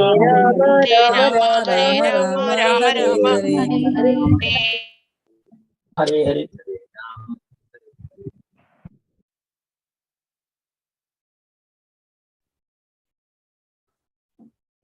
हरे कृष्ण। अतः नवमोऽध्यायः। श्रीभगवानुवाच इदं तु ते गुह्यतमं प्रवक्ष्याम्यहं सूयवे ज्ञानं विज्ञानसहितं यज्ञात्वमोक्षयसे शुभात् राजविद्या राजगुह्यं पवित्रमिदमुत्तमं प्रत्याक्षवगमं धर्म्यं सुखं कर्तुम् अव्ययम् अश्रदधाना पुरुषा धर्मस्यास्य परन्तपा अप्राप्य मां निर्वर्तन्ते मृत्युसंसारवर्तमनि मया तत्मिदं सर्वं जगदव्यक्तमूर्तिना मत्स्यानि सर्वभूतानि न चाहं तेषु अवस्थितः न च मत्स्यानि भूतानि पश्य मे योगमेश्वरं भूतभुन्नच्च भूतस्यो मामात्मा भूतभावनः यथाकाष्ठिस्थ्यो नित्यं वायुः सर्वत्र गो महान् तथा सर्वाणि भूतानि मत्स्यानीत्युपधारय सर्वभूतानि कौन्तेय प्रकृतियानि मामिकां कल्पक्षे पुनरस्थानि कल्पादो विसृजाम्यहं प्रकृतिं स्वामवष्टभ्य वसृजामि पुनः पुनः भूतग्राममिमकृत्वम् अवशं प्रकृते विश्वात् न च मां तानि कर्माणि निबन्धन्ति धनञ्जय उदासीनवदासीनम् असक्तं तेषु कर्मसु मयाध्यक्षेण प्रकृतिः सूयते सचराचरं हेतुनानेन कौन्तेय जगद्विपरिवर्तते अवजानन्ति मां मूढा मानुषीं तनुमाश्रितं परं भावमजनन्तो मम भूतमहेश्वरं मोघाशामोघकर्मणा मोघज्ञाना विचेतसः राक्षसीमासुरी चैव प्रकृतिमोहिनी श्रितः महात्मानस्तु मां पार्थ दैवी प्रकृतिमाश्रितः भजन्त्यनन्यमनसो ज्ञातव्यभूत दिव्ययं सततं कीर्तयन्तो मां यन्यस्य दृढव्रतः नामस्यञ्चस्य मां भक्त्या नित्ययुक्ता उपासते ज्ञानयज्ञेन चापन्ये याजन्तो मामुपासते एकत्वेन पृथक्त्वेन बहुधा विश्वतो मुखम् अहं क्रतृहं यज्ञं स्वदाहमहमौषधं मन्त्रोऽहमहमेवाज्यम् अहमाग्निरहं हृतं पिताहमस्य जगतो माता धाता पितामह वेदं पवित्रमोङ्कार ऋक्सामयजुरेव च गतिर्भर्ता प्रभु साक्षी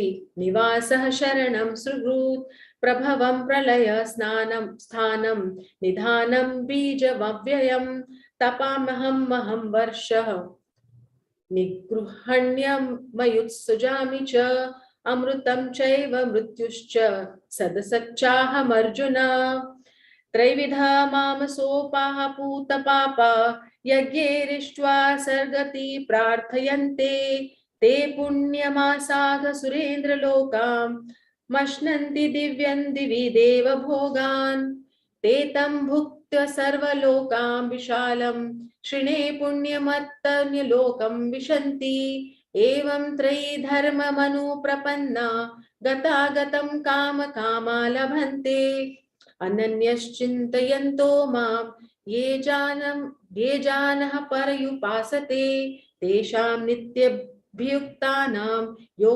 योगक्षेमं वहाम्यहम्। येऽप्यन्यदेवता भक्ता यजन्ते श्रयन्ति वा तेऽपि मानवे कौन्तेय यजन्य विधिपूर्वकम्। अहं हि सर्वयज्ञानां भोक्तां च प्रभुमेव च न तु मामि जानन्ति तत्त्वेनातश्चिन्वन्ति ते। यान्ति देवव्रता देवान् पितॄन्यात्रिपितृव्रता भूतानि यान्ति भूतेज्य यान्ति मध्याजिनोऽपि माम्। पत्रं पुष्पं फलं तोयं यो मे भक्त्या प्रयच्छति तदहं भक्त्युपहूतम् अश्नामि प्रयत्तात्मनः। यत्करोषि यच्छ्नासि यज्जुहोषि ददासि यत् पश्यति कौन्तेय तत्कुरुष मदर्पणम्। शुभाशुभफलैर्व मोक्षयसे कर्मबन्धनैः सन्न्यासयोगयुक्तात्मा विमुक्तो मानुषैषसि। समोऽहं सर्वभूतेषु न मे द्वेयोऽस्ति न प्रियः। ये भजन्ति तु मां भक्त्या मयि तेषु चाप्यहम्। अपि चेत्सु दुराचारो भजते मां नन्यभाक् साधुरेव समन्तव्यम्। सम्यग्गव्यं वसितो हि स क्षिप्रं भवति धर्मात्मा शश्वच्छन्तिं निगच्छति। कौन्तेय प्रतिजानीहि न मे भक्तः प्रणश्यति हि मां हि पार्थ व्यप्रश्रित्य येऽपि स्युः पापयोनः। स्त्रियो वैश्यान्थशूद्राय स्तोपियानि परं गतिं किं पुनं ब्राह्मण पुण्य भक्तराजर्षयस्तथा। अनित्यमसुखं लोकम् इमं प्राप्य भजस्व माम्। मन्मना मद्भक्तो मध्याजी माम नमस्कुरु मामे वैश्यसि युक्त्वैवम् आत्मनामं मत्परायणः। ओम तत्सदिति श्रीमद्भगवद्गीतासु उपनिषत्सु ब्रह्म विद्या योग शास्त्रे कृष्णार्जुन संवादे राजविद्या राजगुह्य योगानां नवमोऽध्यायः। हरे कृष्ण कृष्ण हरे कृष्ण हरे राम हरे राम हरे Ram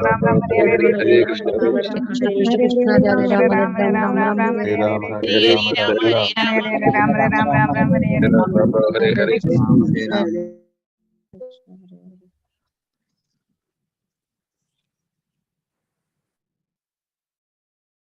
Hare Krishna Deepa Mataji, please unmute. हरे कृष्णा। श्री परमात्मने नमः। ओम नमो भगवते वासुदेवाय। ओम नमो भगवते वासुदेवाय। ओम नमो भगवते वासुदेवाय। श्री भगवानुवाच भूय एव महाबाहो शृणु मे परमं वचः यत्तेऽहं प्रीयमाणाय वक्ष्यामि हितकाम्यया।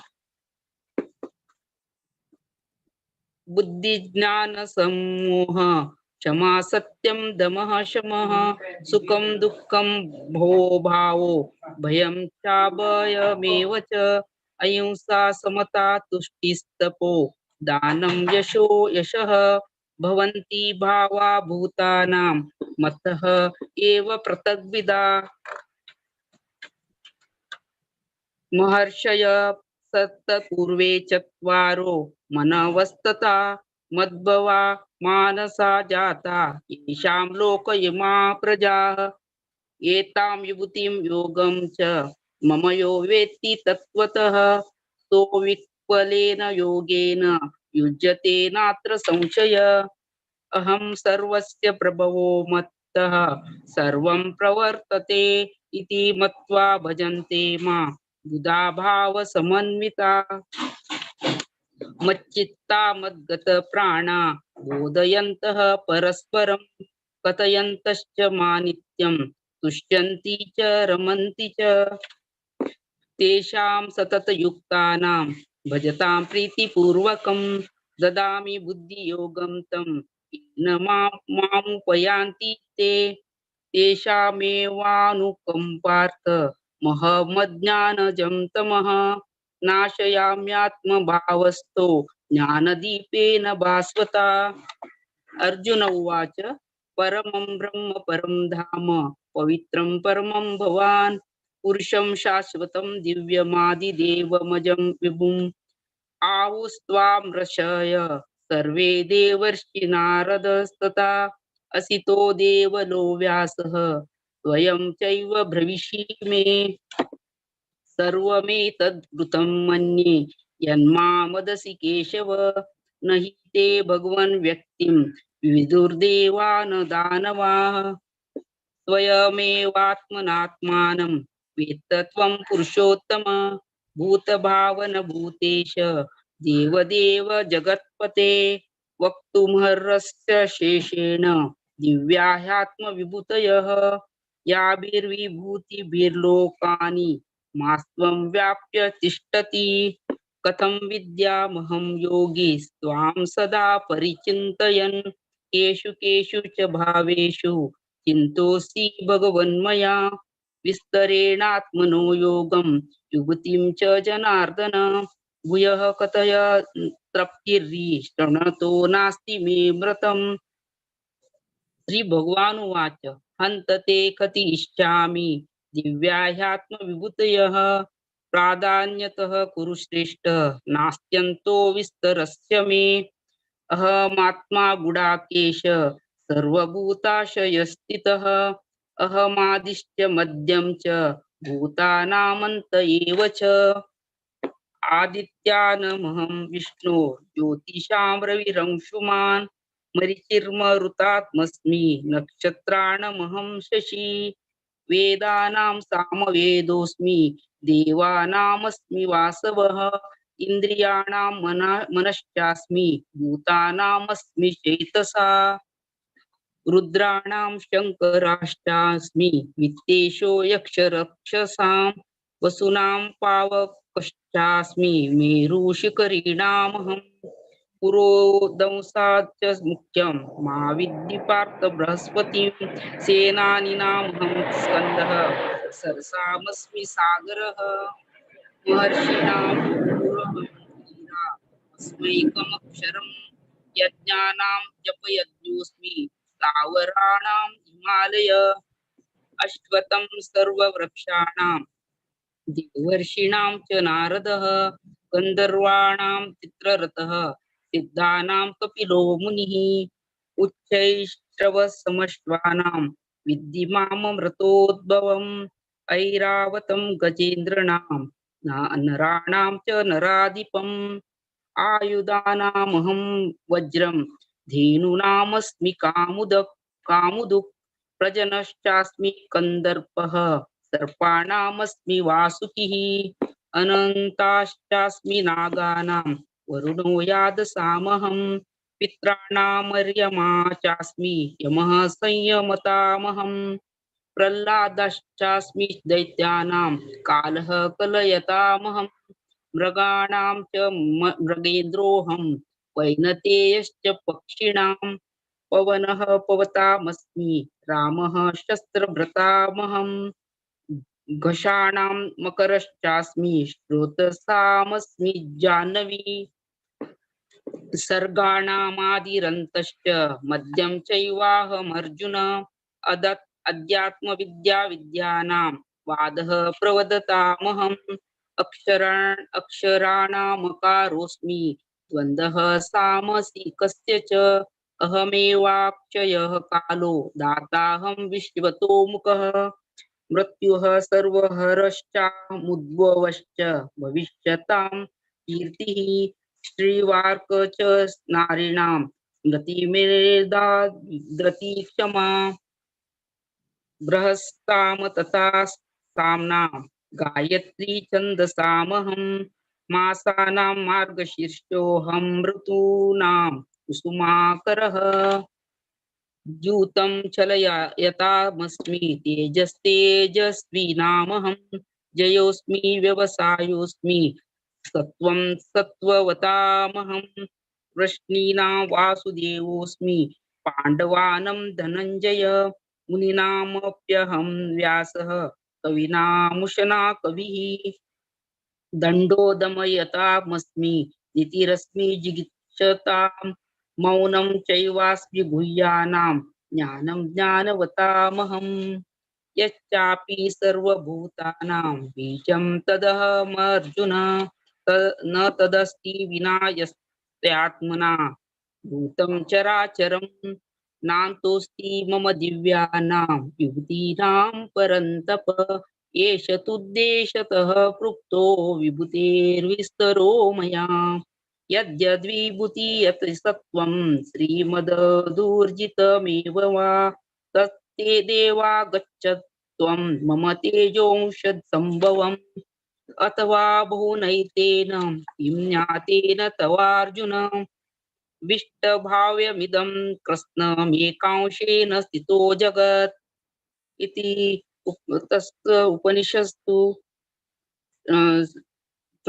भगवद्गीतास्तु ब्रह्मविद्या योगशास्त्रे श्रीकृष्णार्जुन संवादे श्री भगवंतना विभूति योगे श्री दशमोध्याय श्री कृष्णार्पणमस्तु। कृष्ण हरे कृष्ण कृष्ण हरे हरे राम हरे राम राम राम हरे हरे कृष्ण हरे राम राम राम हरे राम हरे हरे राम राम राम हरे हरे हरे हरे हरे।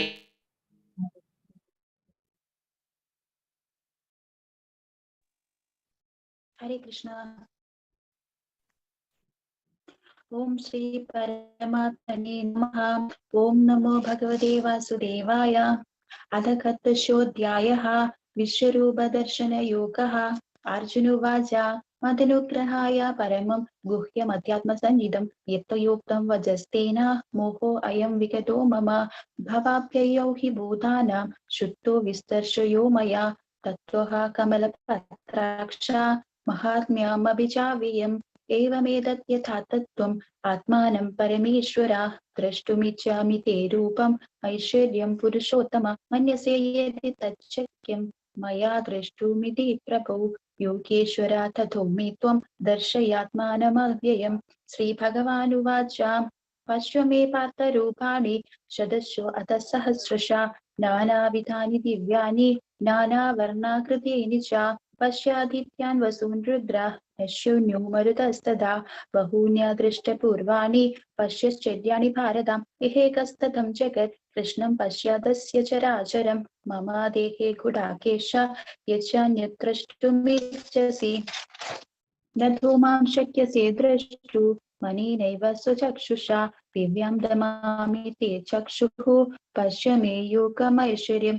संजय उवाच एवमुक्त्वा ततो राजन् महायोगेश्वरो हरिः दर्शयामास पार्थाय परमं रूपमैश्वर्यम् अनेकवक्त्रनयन अनेकाद्भुतदर्शनम् अनेकदिव्याभरणं दिव्यनेकोद्यतायुतं दिव्यमालाभरधरं दिव्यगन्धानुलेपनं सर्वाश्चर्यमयं देवा आनन्दं विश्रुतोमुखं दिवि सूर्यसहस्रस्य भवेद्युगपदुत्थिता यदि भासदृशी सा स्यात् भासस्तस्य महात्मनः तत्रैकस्ततं जगत् कृष्णं प्रविभक्तमनेकता अपश्यत्येव देवस्य शरीरे पाण्डवस्तथा ततः स विस्मयाविष्टो पृष्ठरूमदनन्यः प्रणम्य शिरसा देवं कृताञ्जलिरभाषत।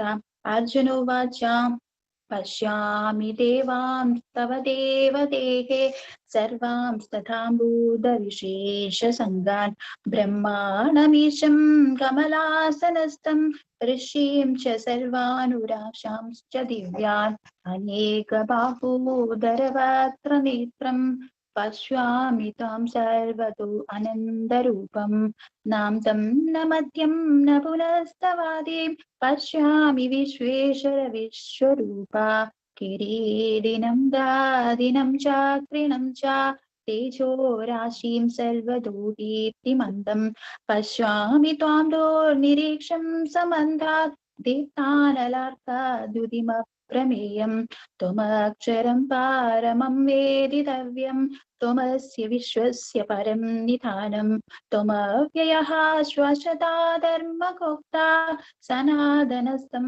पुरुषो मधु मे अनादिमध्यान्तमनन्तवीर्यम् अनन्तबाहुं शशिसूर्यनेत्रं पश्यामि त्वां दीप्ततहूदाशवक्त्रं सुतेजसा विश्वमिदं तपन्दम् ध्याव्या पृथिव्योरिदमन्तरं हि व्याप्तं त्वयैकेन दिशेश्च सर्वः दृष्ट्वाद्भुतं रूपमुग्रं तवेदं लोकत्रयं प्रविदितं महात्मन् अमीहि त्वं सोरसङ्गा विशन्ति केचिद्भीदाः प्राञ्जलयोर्णन्ति स्तुति स्तोत्रा महर्षि सिद्धसङ्गा स्तुवन्ति त्वां स्तुतिभिः पुष्कलाभिः रुद्रादित्वा वसवो ये च स्याद्या विश्वे अश्विनो मारुतश्चोष्मपाञ्चा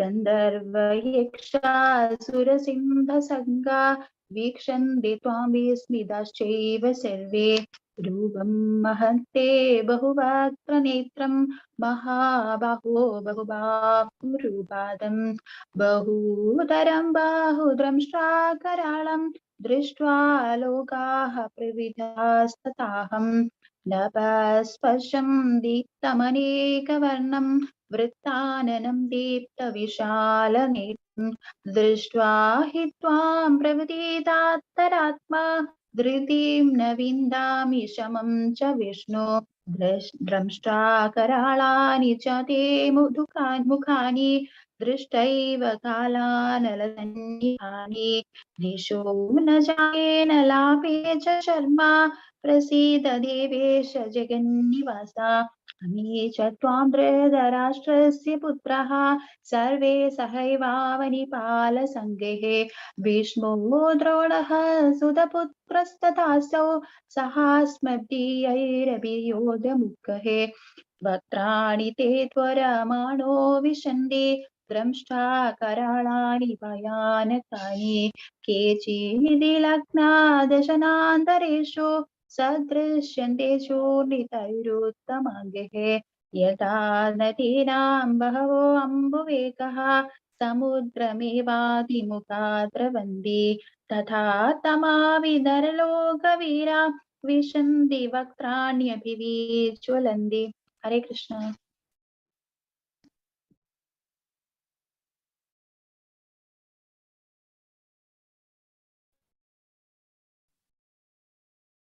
हरे कृष्ण। यदा प्रदीप्तं ज्वलनं पतङ्गा विशन्ति नाशाय यदा प्रदीप्तं ज्वलनं पतङ्गा विशन्ति नाशाय समृद्धवेगा तदैव नाशाय विशन्ति लोकास्तवाभिवक्त्राणि समृद्धवेगा लेलिह्यसे ग्रसमानः समन्त लोकान् समग्रान् वदनैर्ज्वलद्भिः तेजोभिराप्युर्य जगत् समग्रं भासस्तदा वोग्रप्रदबन्धि विष्णु आज्ञाहि मे को भगवानुग्ररूपो नमोऽस्तु ते देववर प्रसीद विज्ञातुमिच्छामि भवन्तमाद्यं न हि प्रजानामि तव प्रवृत्तिं श्रीभगवानुवाच कालोऽस्मि लोकक्षयकृत् प्रवृद्धो लोकान् समाहर्तुमिह प्रवृत्ता हृदेऽपि त्वां न भविष्यन्ति सर्वे एव स्थिता प्रत्यनिकेषु योधाः तस्मात् त्वमुत्तिष्ठ यशो लभस्व जित्वा शत्रून् भुङ्क्ष्व राज्यं समृद्धम् मयैव इदे निहता पूर्वमेव निमित्तमात्रं भव सव्यसाचिन् द्रोणं च भीष्मं च जयद्रथं च कर्णं तदान्यानभियोधवीरान् मया हतास्त्वं जहिमा व्यतिष्ठा युध्यस्व जेदासि रणे सपत्नान् सञ्जय उवाच एतत् श्रुत्वा वचनं केशवस्य कृताञ्जलिर्वेपमानः किरीटी नमस्कृत्वा भूय एवाह कृष्णं सगद्गदं गिभीद प्रणम्य अर्जुन उवाच स्थाने ऋषिकेश तव प्रकीर्त्या जगत् प्रहृष्य तु न उरज्यते च रक्षांसि भीतानि दिशो द्रवन्ति सर्वे नमस्यन्ति च सिद्धसङ्गाः कस्माच्च तेन न मेरन्महात्मन् गरीयसे ब्राह्मणोऽप्याधिकर्त्रे आनन्ददेवेश जगन्निवास त्वमक्षरं सदसत्तत्परं यत् त्वमादिदेवः पुरुषः पुराणस्त्वमस्य विश्वस्य परं निधानम् वेतासि वेद्यं च परं च धाम त्वया तदं विश्वमनन्दरूपम् वायुर्यमोऽग्निर्वरुणः शशाङ्कः प्रजापतिस्त्वं प्रपितामहश्च नमो नमस्तेऽस्तु सहस्रकृत्वा पुनश्च भूयोऽपि नमो नमस्ते नमः पुरस्तात् तदपृष्ठतस्ते नमोऽस्तु ते सर्वद एव सर्व अनन्तवीर्यामिदविक्रमस्त्वं सर्वं समाप्नोषि तदोऽसि सर्वम् सखेति मत्वा प्रसभं यदुक्तं हे कृष्ण हे यादव हे सखेति अजानता महिमानं तवेदं मया प्रमादात् प्रणयेन वापि यच्चावहासार्थमसत्कृतोऽसि विहारशय्यासनभोजनेषु एकोदवाप्यच्युत तत्समक्षं तत्क्षामये त्वामहमप्रमेयम् पितासि लोकस्य चराचरस्य त्वमस्य पूज्यस्य गुरुर्गरीयान् न त्वत्समोऽस्त्यभ्यधिकः कुतोऽन्यो लोकत्रयेऽप्यप्रतिमप्रभावम् तस्मात् प्रणम्य प्रणिधाय कायं प्रसादये त्वामहमीशमीढ्यं पितेव पुत्रस्य सखेव सख्युः प्रियः प्रियायार्हसि देव सोढुम् अदृष्टपूर्वं ऋषितोऽस्मि दृष्ट्वा भयेन चाप्रव्यथितं मनो मे तदेव मे दर्शय देवरूपं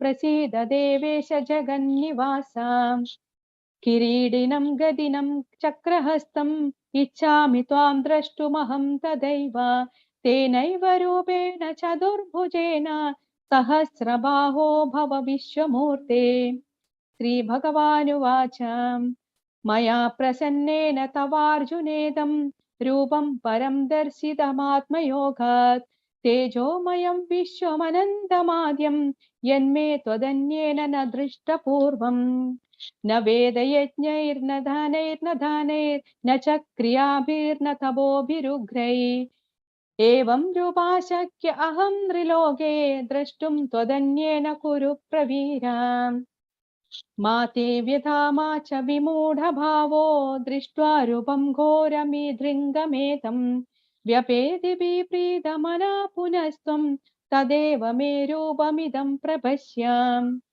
सञ्जय उवाच इत्यर्जुनं वासुदेवस्तथोक्त्वा स्वकं रूपं दर्शयामास भूयः आश्वासयामास च भीतमेनं भूत्वा पुनः सौम्य वपुर्महात्मा अर्जुन उवाच दृष्ट्वेदं मानुषं रूपं तव सौम्यं जनार्दन इदानीमस्मि संवृत्तः सचेतः प्रकृतिं गतः श्रीभगवानुवाच सुदुर्दर्शमिदं रूपं दृष्टवानसि यन्मम देवा अप्यस्य रूपस्य नित्यं दर्शनकाङ्क्षिणः नाहं वेदैर्न तपसा न दानेन न चेच्छया शक्य एवं विदो द्रष्टुं दृष्टवानसि मां यथा भक्त्या त्वनन्यनया शक्य अहम् एवं विदोऽर्जुन ज्ञातुं द्रष्टुं च तत्त्वेन प्रवेष्टुं च परं तपः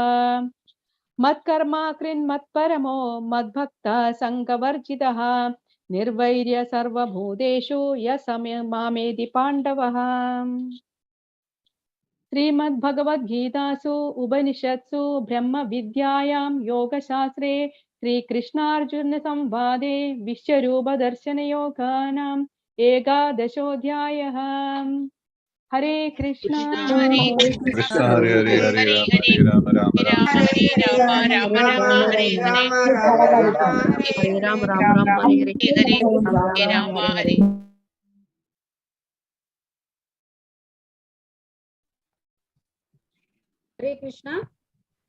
हरे कृष्ण माताजी। हरे कृष्ण द्वादशाध्याय भक्तियोग अर्जुन उवाच एवं सततयुक्ता ये भक्तास्त्वां पर्युपासते ये चाप्यक्षरम् अव्यक्तं तेषां के योगवित्तमः। श्रीभगवानुवाच मय्यावेशमनो ये मां नित्ययुक्ता उपासते श्रद्धया पर्युपेताः ते मे युक्ततमा मतः। ये तक्षरम् अनिर्देशम् अव्यक्तं पर्युपासते सर्वत्रगम् अचिन्त्यं च कूटस्थम् अचलं ध्रुवम् सन्नियम्येन्द्रियाग्रामं सर्वत्र समबुद्धयः ते प्राप्नुवन्ति मामेव सर्वभूतहिते रतः। क्लेशोऽधिकतरस्तेषाम् अव्यक्ता असक्तचेतसाम् अव्यक्ता हि गतिर्दुःखं देहवद्भिरवाप्यते। ये तु सर्वाणि कर्माणि मयि सन्न्यसमत्परः अनन्येनैव योगेन मां ध्यायन्त उपासते तेषामहं समुद्धर्ता मृत्युसंसारसागरात् भवामि न चिरात् पार्थ मय्यावेशितचेतसाम्। मय्येव मन आदस्तं मयि बुद्धिनिवेशय निवशिष्यसि मय्येव अत ऊर्ध्वं न संशयः। अथ चित्तं समाधातुं न शक्नोषि मयि स्थिरम् अभ्यासेन योगेन ततो माम् इच्छाप्तुं धनञ्जय। अभ्यासेऽप्यसमर्थोऽसि मत्कर्म परमो भव मदर्थमपि कर्माणि कुर्वन् सिद्धिमवाप्स्यसि। अथैतदप्यशक्तोऽसि कर्तुं मद्योगमाश्रितः सर्वकर्मफलत्यागं ततः कुरु यतात्मवान्। श्रेयो हि ज्ञानमभ्यासात् ज्ञानात् ध्यानं विशिष्यते ध्यानात् कर्मफलत्यागस्त्यागश्चान्ति अनन्तरम्। अद्वेष्टा सर्वभूतानां मैत्रः करुणेव च निर्ममो निरहङ्कारः समदुःखसुखक्षमी सन्तुष्टाः सततं योगी यथात्मा दृढनिश्चयः मय्यार्पितमनो बुद्धिः यो मद्भक्तः स मे प्रियः। यस्मान्नो द्विजते लोको लोकान्नो द्विजते च यः हर्षामर्षभयोद्वेगैर्मुक्तः स च मे प्रियः। अनपेक्षः शुचिर्दक्ष उदासीनो गतव्यतः सर्वारम्भपरित्यागी यो मद्भक्तः स मे प्रियः।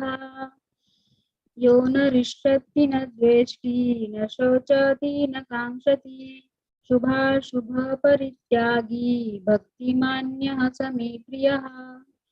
समः शत्रौ च मित्रे च तथा मानापमानयोः शीतोष्णसुखदुःखेषु समः सङ्गविवर्जितः।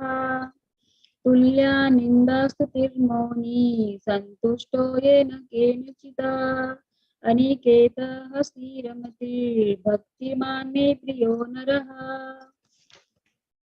ये तु धर्मामृतं नीदं यथोक्त पर्युपासते श्रद्धाना मत्परमा भक्तास्तेऽतीव मे प्रियः।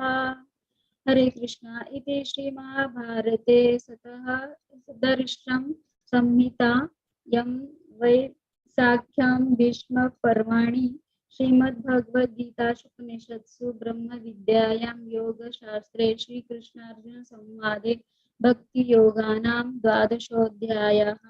हरे कृष्ण। हरे कृष्ण हरे कृष्ण कृष्ण कृष्ण हरे हरे राम राम हरे राम राम हरे हरे हरे राम राम राम हरे हरे हरे कृष्ण हरे कृष्ण हरे राम राम हरे हरे हरे हरे हरे राम राम राम हरे हरे हरे कृष्ण हरे कृष्ण राम राम हरे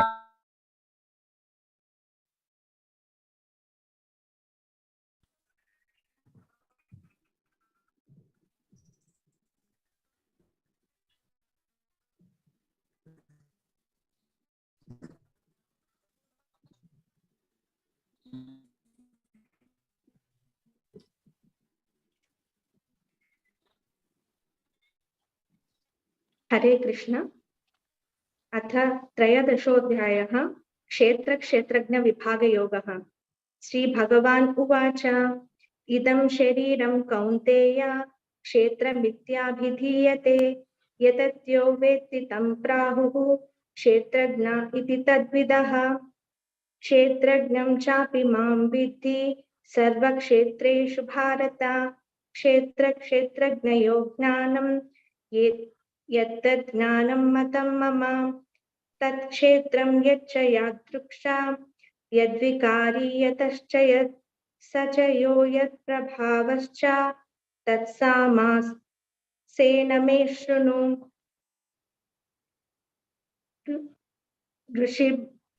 ऋषिभिर्बहुधा गीतं छन्दोभिर्विविधैः पृथुः ब्रह्मसूत्रपदैश्चैव हेतुर्मद्भिर्विनिश्चितैः। महाभूतान्यहङ्कारो बुद्धिरव्यक्तमेव च इन्द्रियाणि दशैकं च पञ्चचेन्द्रियगोचराः। इच्छा द्वेषः सुखं दुःखं सङ्घातश्चेतना धृतिः। एतत् क्षेत्रं समासेन सविकारमुदाहृतम्। अमानित्वमदम्भित्वम् अहिंसा क्षान्तिरार्जवम् आचार्योपासनं शौचं स्थैर्यमात्मा विनिग्रहः। इन्द्रियार्थेषु वैराग्यम् अनहङ्कार एव च जन्म मृत्यु जरा व्याधि दुःखदोषानुदर्शनम्।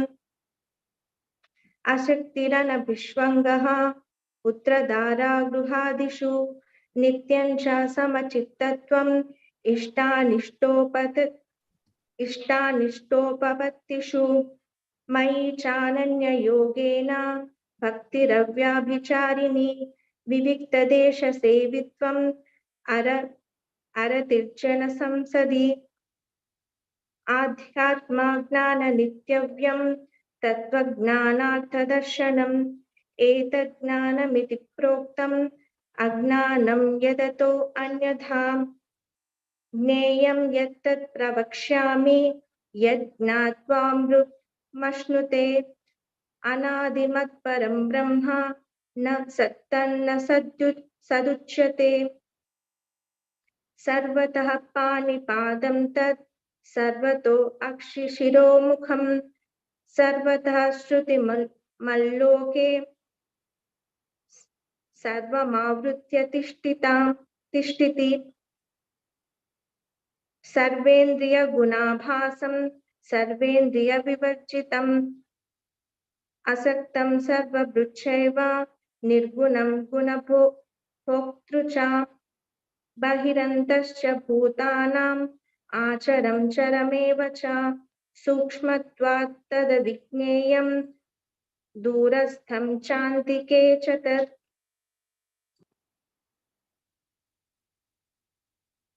अविभक्तं च भूतेषु विभक्तमिव च स्थितं भूतभर्तृच्च तज्ज्ञेयं ग्रहिष्णु प्रभविष्णु च। ज्योतिषामपि तज्ज्योतिः तमसः परमुच्यते। ज्ञानं ज्ञेयं ज्ञानगम्यं हृदि सर्वस्य विष्ठितम्। इति क्षेत्रं तथा ज्ञानं ज्ञेयं चोक्तं समासतः। मद्भक्ता ये तद्विज्ञाय मद्भावायोपपद्यते। प्रकृतिं पुरुषं चैव विद्यानादि उभावपि विकारांश गुणांश्चैव विद्धि प्रकृतिसम्भवान्। कर्तृत्वे हेतुः प्रकृतिरुच्यते। पुरुषः सुख दुःखानां भोक्तृत्वे हेतुरुच्यते। पुरुषः प्रकृतिस्थो हि भुङ्क्ते प्रकृतिजान् गुणान्। कारणं गुणसङ्गोऽस्य सदसत्यो निजन्मसु। उपद्रष्टानुमन्ता च भर्ता भोक्ता महेश्वरः। परमात्मेति चाप्युक्तो देहे अस्मिन् पुरुषः परः। य एवं वेत्ति पुरुषं प्रकृतिं च गुणैः सह सर्वथा वर्तमानोऽपि न स भूयो अभिजायते ध्यानेनात्मनि पश्यन्ति केचिदात्मनमात्मना अन्ये साङ्ख्येन योगेन कर्मयोगेन चापरे अन्ये त्वेवमजानन्तः श्रुत्वान्येभ्यः उपासते ते अपि चातितरं त्येव मृत्युं श्रुतिपरायणः यावत् सञ्जायते किञ्चित् सत्त्वं स्थावरजङ्गमं क्षेत्रक्षेत्रज्ञसंयोगात् तद्विद्धि परतर्षभाम् समं सर्वेषु भूतेषु तिष्ठन्तं परमेश्वरं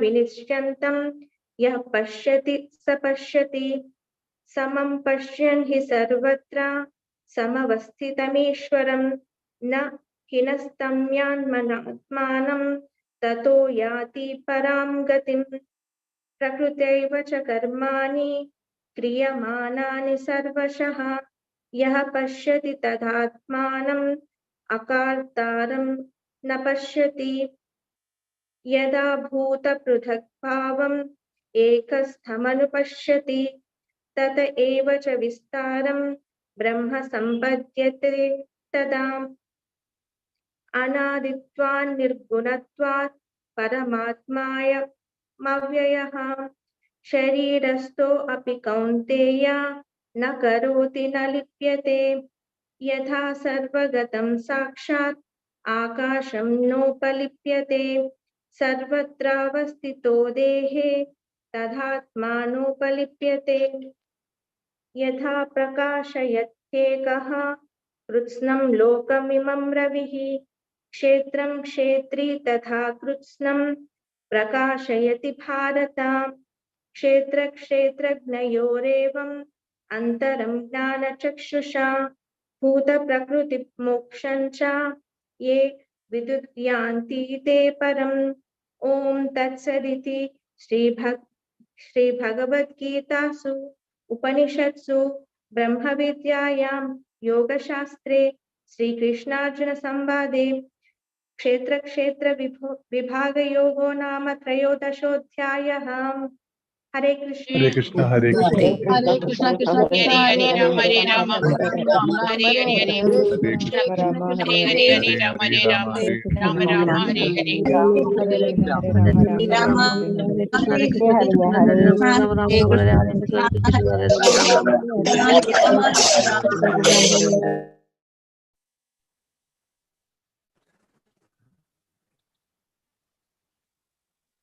राधे कृष्ण माताजी।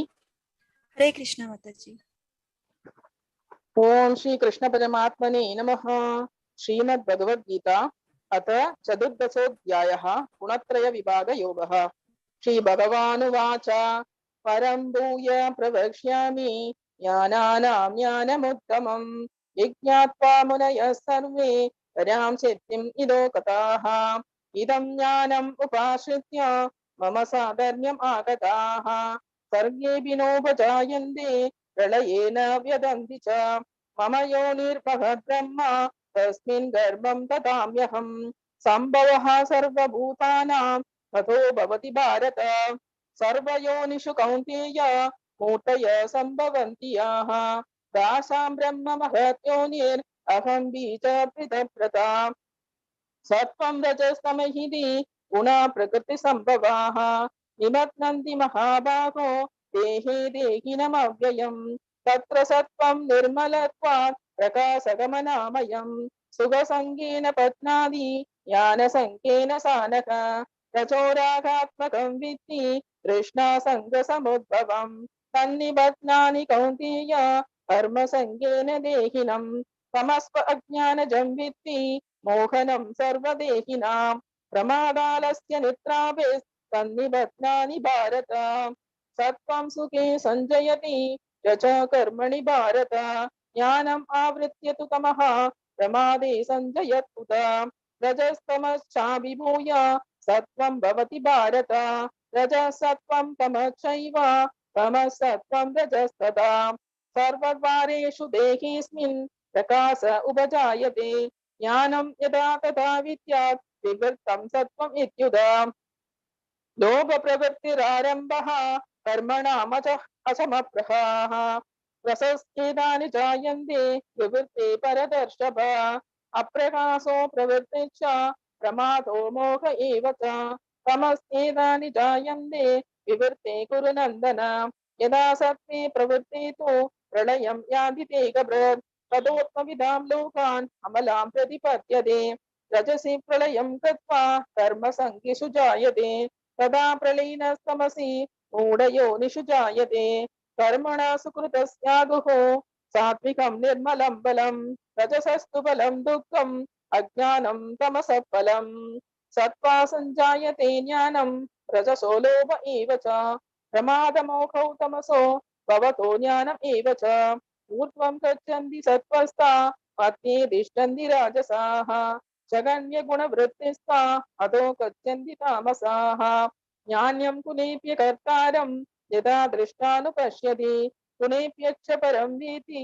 मद्भावं सोऽधिगच्छति गुणान् एतान् अधित्यत्रीन् देहि देहसमुद्भवान् जन्म मृत्यु जरा दुःखैः विमुक्तो अमृतमश्नुते अर्जुन उवाच कैर्लिङ्गे त्रीन् गुणान् एतान् अधीतो भवति प्रभो किमाचार कथं सैतां त्रीन् गुणान् अधिवर्तते श्रीभगवानुवाच प्रकाशं च प्रवृत्तिं च मोहम् एव च पाण्डव न त्वेष्टि सम्प्रवृत्तानि न निवृत्तानि काङ्क्षति उदासीन वदासीनो गुणैर्यो न विचाल्यते गुणा वर्तन्ते इत्येवं योपदिष्टति नेङ्गते समदुःखसुतस्वस्थः समलोष्टात्मकाञ्चनः तुल्यप्रिया प्रियो धीरस्तुल्यनिन्दात्मसंस्तुतिः मानापमानयोस्तुल्य तुल्यो मित्रादिपक्षयोः सर्वारंभ परित्यागी गुणातीत स उच्यते मां च यो व्यभिचारेण भक्ति योगेन सेवते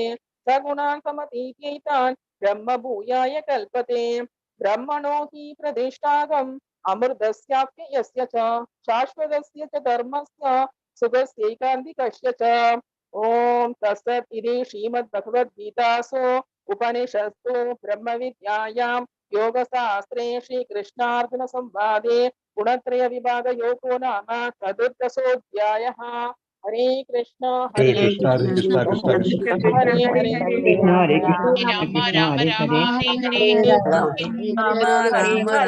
हरे कृष्ण राम राम हरे Ram Ram Hare Hare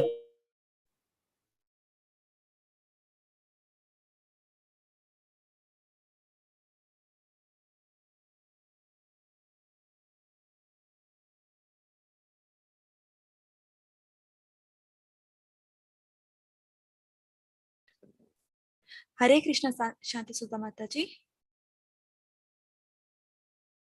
Please unmute. Hare Krishna Mataji, mine is 16th chapter Mataji.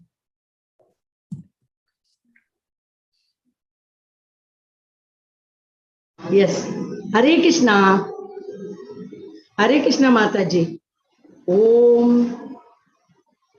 Om Shri Paramatmane Namaha. Purushottama Yoga Panchadashodhyaya Shri Bhagavanu Vacha Urdhamula Madashakam Ashvatam Prahuravyayam Chandansi Yasya Parnani Yastam Vedasa Vedavir Adashchodvam Prasritastasya Shaka Guna Pravritta Vishaya Pravalaha Adaschamulanyanusantatani Karmanubandini Manushya-loke Narupamaskega tatopalabhyate Nanto nachadirna sasampratishtha Ashvattamenam suvirudamulam Asanga shastrena dridena chitva Tatapadam tatparimargitavyam Yasmin gatana nivartanti bhuyaha Tameva chadyam purusham prapadye Yata pravriti prasrita purani Nirmana moha jita sanga docha Adhyatma nitya vinivritta kama Dvandvair vimukta sukha dukkha sankaihi गच्छन्त्यमूढा पदमव्ययं तत् न तद्भासयते सूर्यो न शशाङ्को न पावकः यद्गत्वा न निवर्तन्ते तद्धाम परमं मम ममैवांशो जीवलोके जीवभूत सनातनः मनस्तष्टानीन्द्रियाणि प्रकृतिस्थानि कर्षति शरीरं यदवाप्नोति यच्चाप्युत्क्रामतीश्वर गृहीत्वैतानि संयाति वायुगन्धानि वाशयात् श्रोत्रं चक्षुस्पर्शनं च रसनं घ्राणमेव च अधिष्ठाय मनश्चायं विषयानुपसेवते उत्क्रामन्तं स्थितं वापि भुञ्जानं वा गुणान्वितं विमूढानानुपश्यन्ति पश्यन्ति ज्ञानचक्षुषः यतन्तो योगिनश्चैनं पश्यन्त्यात्मन्यवस्थितं यतन्तोऽप्यकृतात्मानो नैनं पश्यन्त चेतसः यदादित्यगतं तेजो जगद्भासयतेऽखिलं यच्चन्द्रमसि यच्चाग्नौ तत्तेजो विद्धिमामकं गामाविश्य च भूतानि धारयाम्यहमोजसा पुष्णामि चौषधी सर्वा सोमो भूत्वा रसात्मकः अहं वैश्वानरो भूत्वा प्राणिनां देहमाश्रितः प्राणापानसमायुक्त पचाम्यन्नं चतुर्विधं सर्वस्य चाहं हृदि सन्निविष्टो मत्तस्मृतिज्ञानमपोगनं वेदैश्च सर्वैरहमेव वेद्यो वेदान्तकृत् वेदविदेव चाहं द्वाविमौ पुरुषौ लोके क्षरश्चाक्षर एव च क्षरः सर्वाणि भूतानि कूटस्थोऽक्षर उच्यते उत्तमपुरुषस्त्वन्य परमात्मेत्युदाहृतः यो लोकत्रयमाविश्य बिभर्त्यव्यय ईश्वरः यस्माच्चरमतीतोऽहम् अक्षरादविचोत्तमः अतोऽस्मि लोके वेदे च प्रतितः पुरुषोत्तमः यो मामेव सम्मूढो जानाति पुरुषोत्तमं स सर्वविद् भजति मां सर्वभावेन भारतः इति गुह्यतमं शास्त्रम् इदमुक्तं मया नघ एतत् बुद्ध्वा बुद्धिमान् स्यात् कृतकृत्यश्च भारत ओम तत्सदिति श्रीमद्भगवद्गीतासु उपनिषत्सु ब्रह्मविद्यायां योगशास्त्रे श्रीकृष्णार्जुन संवादे पुरुषोत्तमयोगो नाम पंचदशोऽध्यायः सर्वं कृष्णार्पणमस्तु। राम राम राम हरे हरे कृष्ण हरे कृष्ण कृष्ण कृष्ण हरे हरे हरे राम हरे राम राम राम हरे हरे हरे कृष्ण हरे राम हरे हरे हरे हरे राम हरे राम राम राम हरे हरे हरे कृष्ण हरे कृष्ण।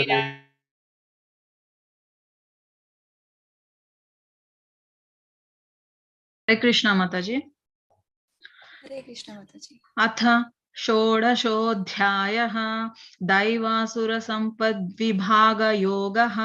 श्रीभगवानुवाच अभयं सत्त्वसंशुद्धिः ज्ञानयोगव्यवस्थितिः दानं दमश्च यज्ञश्च स्वाध्यास्तपः आर्जवम् अहिंसा सत्यमक्रोधः त्यागा शान्तिरपैशुनम् दया भूतेष्वलोलुप्त्वं मार्दवं हीरचापलं तेजः क्षमा धृतिः शौचम् अद्रोहो नातिमानिता भवन्ति सम्पदं दैवीम् अभिजातस्य भारत दम्भो दर्पोऽभिमानश्च क्रोधः पारुष्यमेव च अज्ञानं चाभिजातस्य पार्थ सम्पदमासुरीं दैवी सम्पद्विमोक्षाय निबन्धायासुरीमता माशु च सम्पदं दैवीम् अभिजातोऽसि पाण्डव द्वौ भूतसर्गौ लोकेऽस्मिन् दैव आसुर एव च दैवो विस्तारसः दैवो विस्तरशः प्रोक्तः आसुरं पार्थ मे शृणु प्रवृत्तिं च निवृत्तिं च जना न विदुरासुराः न शौचं नापि चाचारः न सत्यं तेषु विद्यते असत्यमप्रतिष्ठं ते जगदाहुरनीश्वरम् अपरस्परसम्भूतं किमन्यत् कामहैतुकम् एतां दृष्टिमवष्टभ्य नष्टात्मानोऽल्पबुद्धयः प्रभवन्त्युग्रकर्माणः क्षयाय जगतो हिताः काममाश्रित्य दुष्पूरं दम्भामानमदान्विताः मोहद्गृहीत्वा सद्गृहान् प्रवर्तन्ते शुचिव्रताः चिन्तामपरिमेयाञ्च प्रलयान्तामुपाश्रिताः कामोपभोगपरमाः एतावदिति निश्चिताः आशापाशशतैर्बद्धाः कामक्रोधपरायणाः ईहन्ते कामभोगार्थम् अन्यायेनार्थसञ्चयान् इदमद्य मया लब्धम् इमं प्राप्ये मनोरथम् इदमस्तीदमपि मे भविष्यति पुनर्धनम् असौ मया हतः शत्रुः हनिष्ये चापराणपि ईश्वरोऽहमहं भोगी सिद्धोऽहं बलवान् सुखी आढ्योऽभिजनवान् अस्मि कोऽन्योऽस्ति सदृशो मया यक्ष्ये दास्यामि मोदिष्ये इत्यज्ञानविमोहिताः अनेकचित्तविभ्रान्ताः मोहजालसमावृताः प्रसक्ताः कामभोगेषु पतन्ति नरकेषु च आत्मसम्भाविता स्तब्धाः धनमानमदान्विताः यजन्ते नाम यज्ञैस्ते दम्भेनादिविधिपूर्वकम् अहङ्कारं बलं दर्पं कामं क्रोधं च संश्रिताः मामात्मपरदेहेषु प्रद्विषन्तोऽभ्यसूयकाः तानहं द्विषतः क्रूरान् संसारेषु नराधमान् क्षिपां यजस्रमशुभान् आसुरीष्वेव योनिषु आसुरीं योनिमापन्नाः मूढा जन्मनि जन्मनि मामप्राप्येव कौन्तेय ततो यान्त्यधमां गतिं त्रिविधं नरकं स्येदं द्वारं नाशनमात्मनः कामं क्रोधस्ततो लोभः तस्मादेतत्त्रयं त्यजेत् एतैर्विमुक्तः कौन्तेय तमोद्वारैस्त्रिभिर्नरः अचरात्यात्मनः श्रेयः ततो याति पराङ्गतिं यशस्त्रविधिमुत्सृज्य वर्तते कामकारतः न स सिद्धिमवाप्नोति न सुखं न पराङ्गतिं तस्मात् शास्त्रविप्रमाणन्ते कार्याकार्यव्यवस्थितौ ज्ञात्वा शास्त्रविधानोक्तं कर्म कर्तुमिहार्हसि ॐ तत्सदिति श्रीमद्भगवद्गीतासु उपनिषत्सु ब्रह्मविद्यायां योगशास्त्रे श्रीकृष्णार्जुनसंवादे दैवासुरसम्पद्विभागयोगो नाम षोडशोऽध्यायः। हरे कृष्ण हरे कृष्ण हरे कृष्ण हरे हरे राम हरे राम राम राम हरे हरे।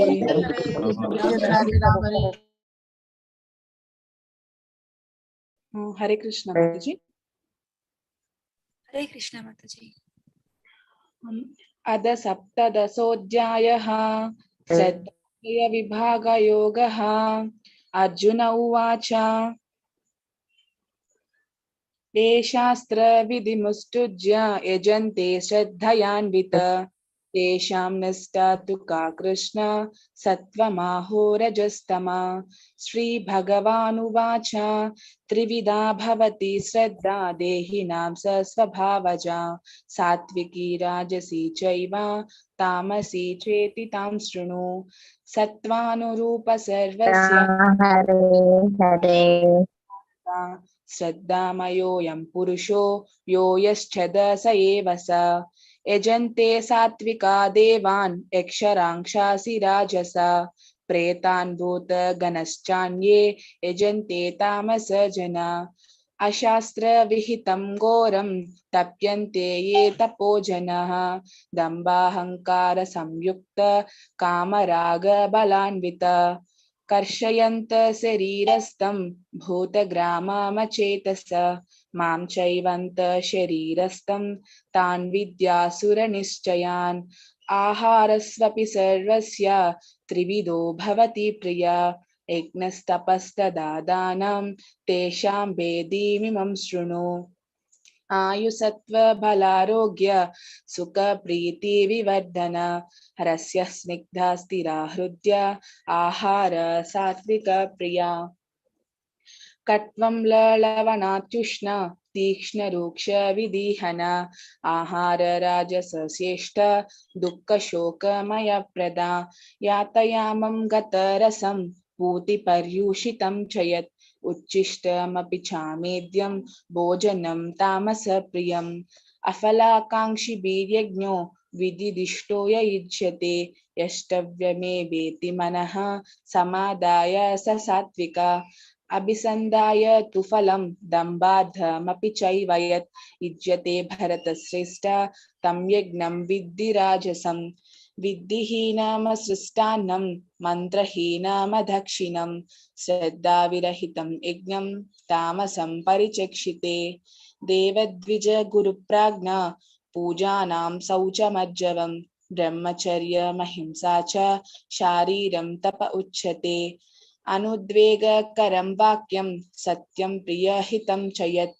स्वाध्यायाभ्यसनं चैव वाग्मयं तप उच्यते मनः प्रसाद सौम्यत्वं मौनमात्वाभिनिग्रह भावसंशुद्धिरित्येतत् तपो मानसमुच्यते श्रद्धाया परया तप्तं तपस्तत्त्रिविधं नरै अफलाकाङ्क्षिभिर्योक्तै सात्विकं परिचक्ष्यते सत्कारमानपूजार्थं तपोधम्भेन चैव यत् क्रियते तदिह प्रोक्तं राजसं चलमाध्रुवं मूढग्राहेणात्मनो यत् पीडाय क्रियते तप परस्यस्तु नार्धं वा तत्तमासामुदाहृतम् दातव्यमिति यद्दानं दीयतेनुपकारिणे देशे काले च पात्रे च तद्दानं सात्विकं स्मृतम् यत्तु प्रत्युपकारार्थं फलमुद्दिश्य न पुनः दीयते च परिक्लिष्टं तद्दानं राजसंस्मृतम् अदेशकाले यद्दानम् अपात्रेभ्यश्च दीयते असकृतमनज्ञातं तत्तमासामुदाहृतम् ओम तत्सदिति निर्देशो ब्रह्मणस्त्रिविधं स्मृता ब्रह्मणस्तेन वेदश्च यज्ञश्च विहितः पुरा तस्मादो वित्युराहुत्य यज्ञदानतपक्रिया प्रवर्तन्ते विधानोक्त सततं ब्रह्मवादिनां तदित्यानभिसन्धाय फलं यज्ञतपक्रिया दानक्रियश्च विविध क्रियन्ते मोक्षकाङ्क्षिभिः सद्भावे साधुभावे च सदिदत्येत्प्रयुज्यते रसस्ते कर्मणि तदा सच्छब्द प्रार्थयुज्यते यज्ञे तपसि दाने च स्थिति सदति चोच्यते कर्म चैव तदीयर्थं सदित्येवाभिधीयते अश्रद्धाय हुतं दत्तं तपस्तप्तं कृतं च यत् असिदित्युच्यते पार्थ न च तत्प्रीत्यनो इह ओम तत्सदिति श्रीमद्भगवद्गीता हरे कृष्ण। ओम तत्सदिति श्रीमद्भगवद्गीतासु उपनिषत्सु ब्रह्मविद्यायां योगशास्त्रे श्रीकृष्णार्जुन संवादे श्रद्धात्रय विभाग योग नाम सप्तदशोऽध्यायः। हरे कृष्ण हरे कृष्ण हरे कृष्ण कृष्ण हरे हरे हरे राम राम राम राम राम हरे राम राम हरे हरे हरे हरे राम कृष्ण हरे कृष्ण राम राम कृष्ण राम कृष्ण हरे राम।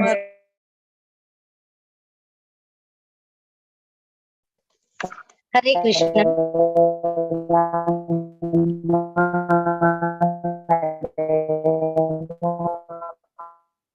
हरे कृष्ण हरे कृष्णा माताजी। Please start. मोक्षसंन्यासयोगः। अर्जुन उवाच संन्यासस्य महाबाहो तत्त्वमिच्छामि वेदितुं त्यागस्य च ऋषिकेश पृथक् केशिनिषूदन। श्रीभगवानुवाच काम्यनां कर्माणं न्यासं संन्यासं कवयो विदुः सर्वकर्म फलत्यागं राहुस्त्यागं विचक्षणः त्याज्यं दोषवदितेखे कर्म प्राहुर्मनीषिणः यज्ञदाना तपः कर्म न त्याजमिति चापरे निश्चयं शृणु मे तत्र त्यागे भरत सप्तमः त्यागो हि पुरुषा व्याघ्र त्रिविधः सम्प्रकीर्तितः यज्ञदान तपः कर्म न त्याज्यं कार्यमेव तत् यज्ञोदानं तपश्चैव पावनानि मनीषीणम् एतन्यपि तु कर्माणि संगं त्यक्त्वा फलानि च कर्तव्यानीति मे पार्थ निश्चितं मतमुत्तमम् नियतस्य तु संन्यासः कर्मणो नोपपद्यते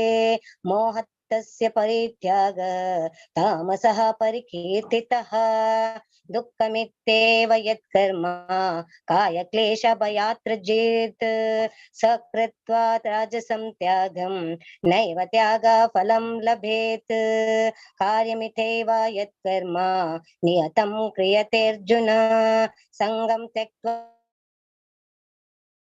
त्यागः सात्विको मतः न द्वेष्ट्य कुशलं कर्म कुशलेनानुसज्जते त्यागी सत्त्वा समाविष्टः मेधावी छिन्न संशयः न हि देहभृता शक्यं त्यक्तुं कर्मण्यशेषतः यस्तु कर्म फलात्यागी स त्यागीत्यभिधीयते अनिष्टमिष्टं मिश्रं च त्रिविधं कर्मणः फलं भवत्यत्यागिनां प्रेत्य न तु सन्न्यासिनां क्वचित् पञ्चैतानि महाबाहो कारणानि निबोध मे सांख्यकृतान्ते प्रोक्तानि सिद्धये सर्वकर्मणाम् अधिष्ठानं तथा कर्ता करणं च पृथग्विधं विविधाश्च पृथक् श्रेष्ठः दैवं चैवात्र पञ्चमम् शरीरावामनोभिर्यत्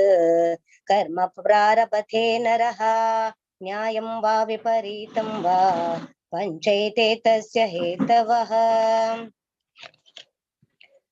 तत्रैवं सति कर्तारम् आत्मानं केवलं तु यः पश्यत्य कृतबुद्धित्वात् न सा पश्यति दुर्मति यस्य नाहं कृतो भावः बुद्धिर्यस्य न लिप्यते हत्वापि स इमं लोकं न हन्ति न निबध्यते ज्ञानं ज्ञेयं परिज्ञाता त्रिविधा कर्म चोदना करणं कर्म कर्तेति त्रिविधः कर्म संग्रह ज्ञानं कर्म च कर्ता च त्रिधैव गुणभेदतः प्रोच्यते गुणसंख्याने यतावत् शृणुतान्यपि सर्वभूतेषु येनैकं भावमव्ययमीक्षते अविभक्तं विभक्तेषु तज्ज्ञानं विद्धि सात्विकं पृथक्त्वेन तु यज्ञानं नानाभावान् पृथग्विधान् वेत्ति सर्वेषु भूतेषु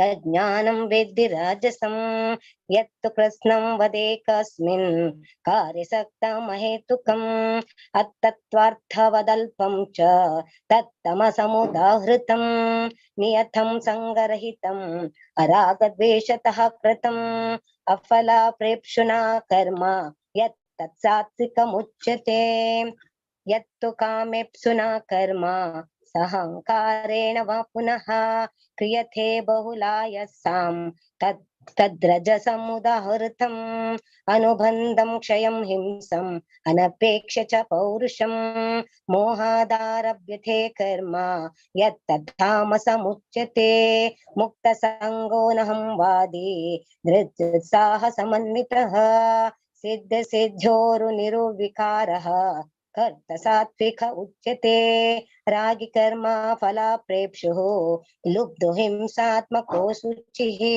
हर्ष शोकान्वितः कर्ता राजसः परिकीर्तितः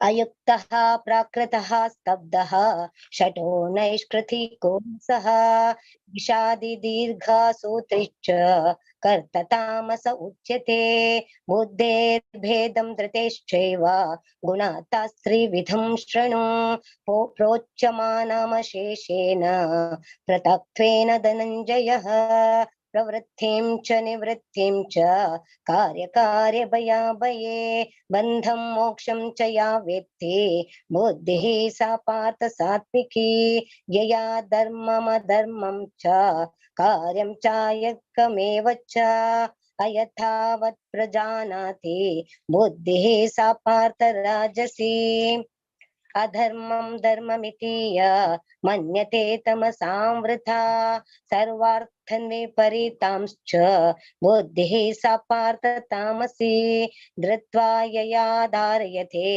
मनः प्राणेन्द्रियाक्रियः योगेन व्यभिचारिण्या धृतिः सा पार्थ सात्विकी यया तु धर्म कामार्थं धृत्वा धारयतेऽर्जुन प्रसंगेन फलाकांक्षी धृतिः सा पार्थ राजसी यया स्वप्नं भयं शोकं विषादं मदमेव च न विमोचन्ति धर्मेदाः धृतिः सा पार्थ तामसी हरे कृष्ण कृष्ण कृष्ण हरे हरे हरे राम राम राम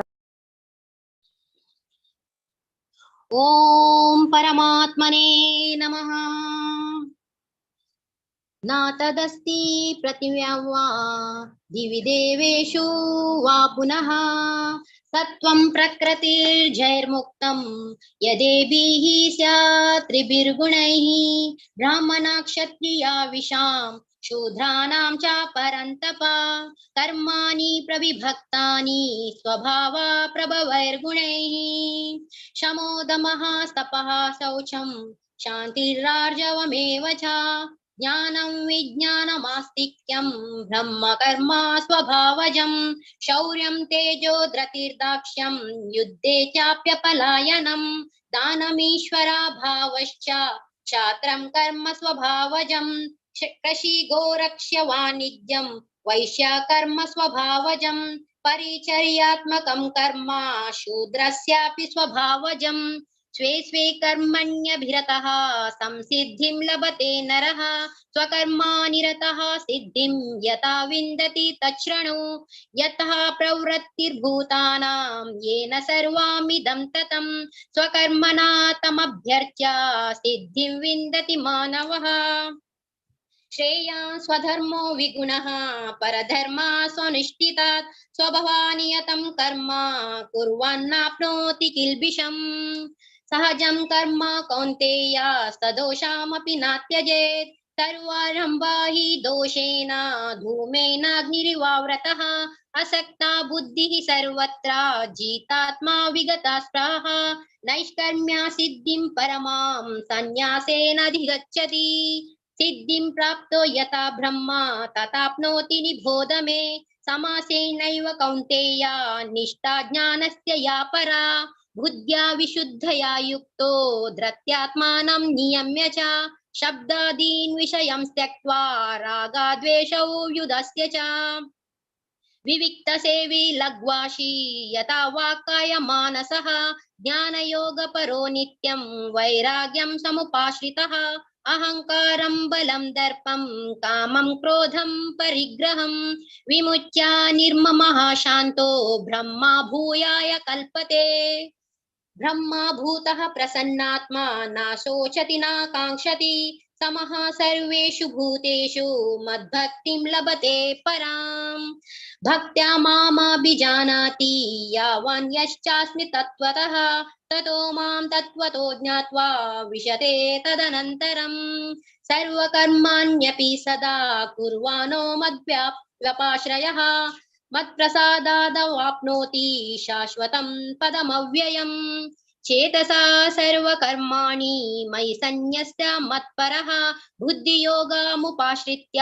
मच्चित्तः सततं भव मच्चित्तः सर्वदुर्गाणि मत्प्रसादत्तरिष्यसि अथा चेत्त्वा महाङ्कारं न श्रोष्यसि विनङ्क्ष्यसि यदहङ्कारमाश्रित्य न योऽस्त्य इति मन्यसे मिथ्यैषा व्यवसायस्ते प्रकृतिस्त्वां नियोक्ष्यति स्वभावजेन कौन्तेय निबद्धः स्वेन कर्मणा कर्तुं नेच्छसि यन्मोहात् करिष्यस्य वशोऽपि तत् ईश्वरः सर्वभूतानां हृद्देशे अर्जुन तिष्ठति भ्रामयान् सर्वभूतानि यन्त्ररूढानि मायया तमेव शरणं गच्छ सर्वभावेन भारत तत्प्रसादत् परां शान्तिं स्थानं प्राप्स्यसि शाश्वतम् इति ते ज्ञानमाख्यातं गुह्याद् गुह्यतरं मया विमृश्यैतदा शेषेण यतेच्छसि तथा कुरु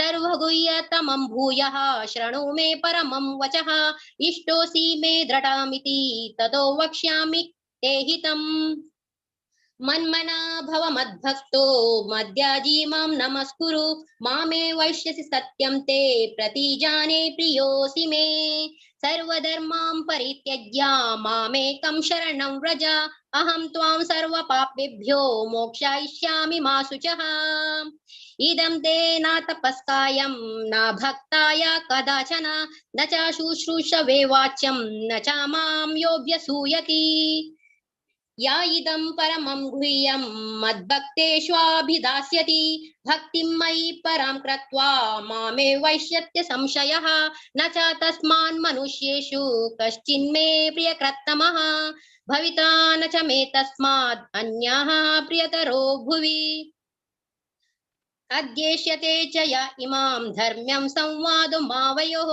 ज्ञानयज्ञेन तेनाहमिष्टाः स्यामिति मे मतिः श्रद्धावाननसूयश्च शृणुयादपि यो नरः सोऽपि मुक्तः शुभं लोकान् प्राप्नुयात् पुण्यकर्मणां कच्चिदेतच्छ्रुतं पार्थ त्वयैकाग्रेण चेतसा कच्चिदज्ञानसम्मोहः प्रनष्टस्ते धनञ्जय नष्टो मोहः स्मृतिर्लब्धा तत्प्रसादन्मयाच्युत स्थितोऽस्मि गतसन्देहः करिष्ये वचनं तव संजय उवाच इत्याहं वासुदेवस्य पार्थस्य च महात्मनः संवादामिममाश्रौष मद्भुतं रोमहर्षणं व्यासा प्रसदाच्युतवान् एतद्गुह्यमहं परं योगं योगेश्वरात् कृष्णात् साक्षात् कथयतः स्वयम् राजन् संस्मृत्य संवादामिममद्भुतं केशवार्जुनयोः पुण्यं रक्ष्यामि च मुहुर्मुहुः तच्च संसृत्य रूपमत्यद्भुतं हरेः विस्मयो मे महान् राजान् रक्ष्यामि च पुनः पुनः यत्र योगेश्वरा कृष्णो यत्र पार्थो धनुर्धरः तत्र श्रीर्विजयो भूतिर्ध्रुवा नीतिर्मतिर्ममः इति श्री महाभारते शतसाहस्र्यां संहितायां मय्यसख्यां भीष्मपर्वाणि श्रीमद्भगवद्गीतासु उपनिषत्सु ब्रह्मविद्यायां योगशास्त्रे श्रीकृष्णार्जुन संवादे मोक्षसंन्यासयोगो नाम अष्टादशोऽध्यायः। हरे कृष्ण हरे कृष्ण कृष्ण कृष्ण हरे हरे हरे राम राम राम हरे हरे हरे हरे कृष्ण कृष्ण हरे हरे राम हरे राम राम राम हरे हरे हरे कृष्ण हरे हरे राम हरे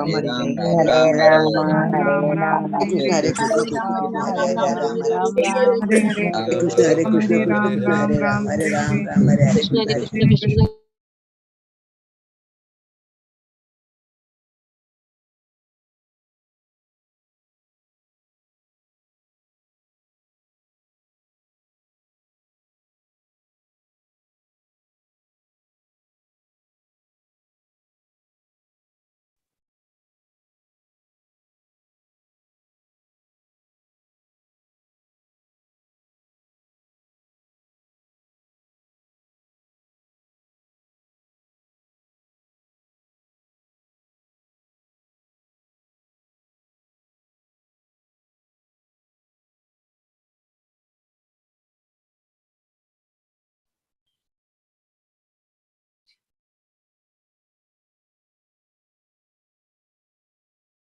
Hare Krishna.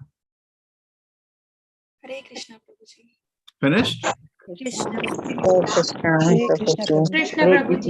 Hare Krishna Prabhuji. Next one. So happy to know आप सब लोग भगवद गीता का चैंटिंग किए. गीता शास्त्रम इदम पुण्यम. गीता का चैंटिंग इज सो ऑस्पिशियस. यह पतेत प्रहता पुमान, जो भी इसको करता है विष्णु पदम अवापन होती है, उसको वैकुंठ धाम मिलता है. तो दिस वेरी वेरी ऑस्पिशियस. ये इज अ गुड प्रैक्टिस आप लोग जो कर रहे हैं. You are doing for on Ekadashi, very auspicious day chanting Gita. इसको कंटिन्यू रखिए. Try to chant also. Gita के हमारे कोर्स हैं level 1, level 2, level 3, level 4, level 5. आपके लिए 5 कोर्स बनाए. Take full advantage of this courses and become a wonderful devotee. ठीक है. And हमारा मंदिर भी, some those who have not known, the update is going very nicely. Temple we are having now आपका just seeing now. Yeah, this was it. This is our update. You know, now the construction of the temple is also up, but I don't have that here.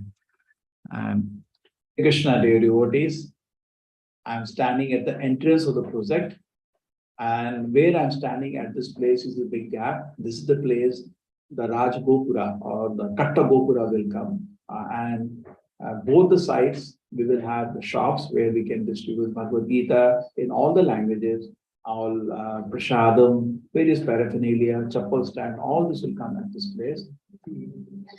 The last stages of the temple shaping, this huge pit has been made, and I think last time when I showed you last month, it was half of that. Now within 2-3 days, this will finish now, and the construction of the temple is about to start. So Hare Krishna. So this will be, as I explained to you last time, the whole, what you're seeing, the ground floor, this whole thing will be actually the Annadana hall, where we will be distributing prasadam to the public. And above that will be 2 stories of the temple. Temple is double story, so the temple will come. And this construction we should finish within 1 year time. That is our desire. Hare Krishna.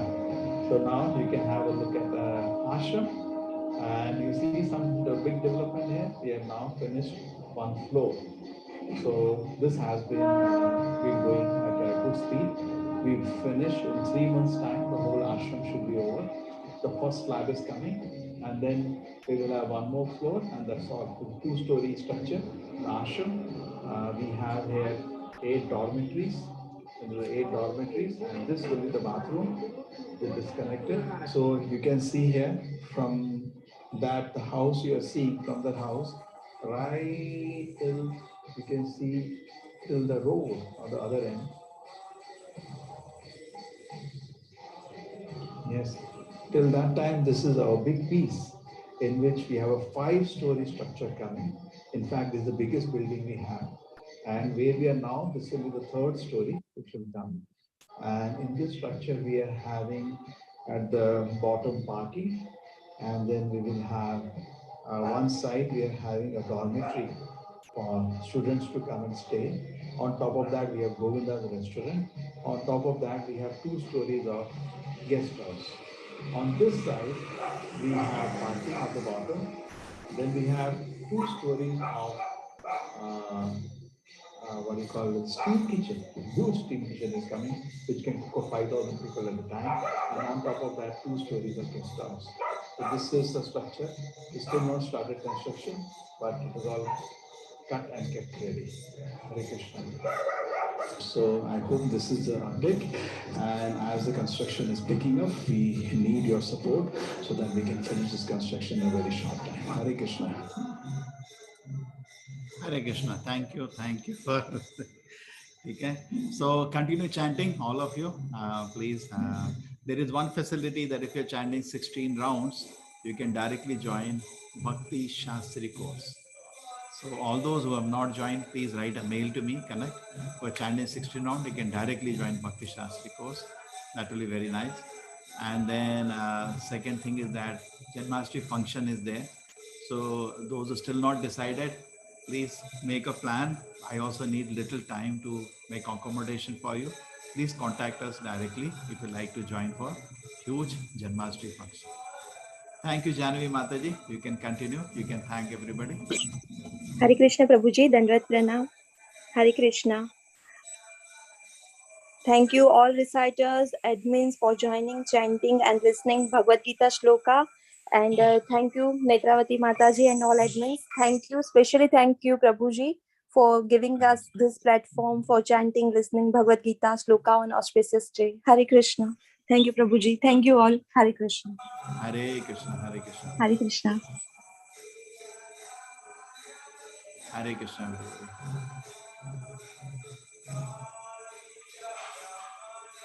Hare Krishna Prabhuji. Hare Krishna Prabhuji. Dandavat Pranam. Thank you Prabhuji. Thank you so much. ಅವಳೇ ತೆಗಿತೀವಿ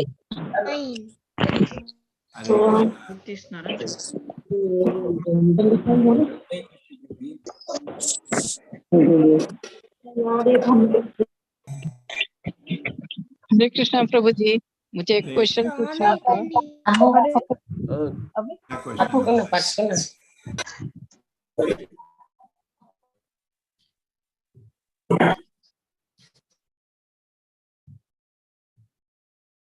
Yes, Mataji, someone wanted to ask a question. क्या question है माताजी? हरे कृष्णा प्रभु जी, दंडवत प्रणाम। क्या मैं रिसाइट कर सकती हूँ गीता अध्याय का को एक अध्याय? माताजी, इनका सिस्टम है ना, इनके जैसे चलिए ना, वो एक इनका एप्लीकेशन फॉर्म है और आपका वो श्लोका चैंटिंग ये लोग रिकॉर्ड करते हैं, उसको भेजिए, ये लोग आपको अपॉर्चुनिटी देंगे, है ना। अभी सबके लिए ओपन है माताजी, ठीक है। जानवी को माताजी को कांटेक्ट करिए ना। जानवी माताजी, हरे कृष्णा जी। हरे कृष्णा। हरे कृष्णा माताजी। माताजी, आप फॉर्म फिलअप कर दीजिए और आप कोई भी चैप्टर के श्लोका 5 श्लोका रिकॉर्डिंग करके वहां पे गूगल ड्राइव पे डाल दीजिए, हम लोग आपको कांटेक्ट करेंगे। अच्छा, आपका नंबर हमको मिल जाएगा कि इसमें से निकालना होगा? माताजी, वो लिंक हर एक ग्रुप में जाती है, लेवल 1, लेवल 2, लेवल 3 हर एक ग्रुप में जाती है रिसाइटेशन की। आप इनको अभी लिंक डाल दो ना, अभी लिंक डाल दो। ठीक है प्रभु जी। हरे कृष्ण। अभी चैट बॉक्स में डाल देते हैं। हरे कृष्ण। ठीक है। और ये लेवल 2 में क्या होता है, और 3 में और 4 में? माता जी, आप कितना माला जप करते हैं? 16 माला जप करते हैं? 16 माला करते हैं प्रभु जी। धन्यवाद प्रणाम। तो आप सीधे लेवल 5 में आइए, आपको 2, 3, 4 से कोई मतलब नहीं, सीधा 5 में आइए, आपको स्पेशल वो मिलेंगे अरेंजमेंट, ठीक है जी। लेवल 5 में आ जाइए, 16 माला। अगर कोई बाकी चीज आपको उधर सिखा देंगे। कुछ लोग आते हैं लेवल 5 में, बोलते हैं अनियन गाली, वो कोई छोटा चीज है, हम लोग सिखा देते हैं, उसमें बड़ा प्रॉब्लम नहीं है, आप अंदर आ सकते हैं, ठीक है। 16 माला में स्ट्रेट एंट्री है लेवल 5 के लिए आपको, ठीक है जी। विशेष कृपा प्रभु जी। धन्यवाद प्रणाम। आपका 1.5 साल बच गया ना जी। हरे कृष्णा। धन्यवाद प्रणाम प्रभु जी। हरे कृष्णा। ठीक है माता जी, जपा छोड़िए नहीं, जपा को कर। हरे अरुण गुप्ता जी, हरे कृष्णा।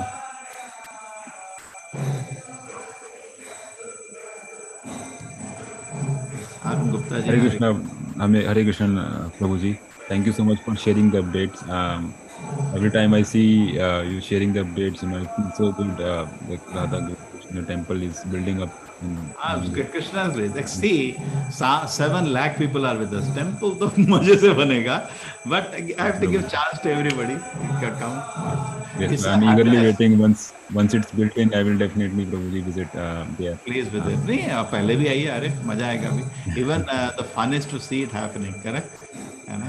जन्माष्टमी के लिए क्यों नहीं आते? आइए ना, nice function.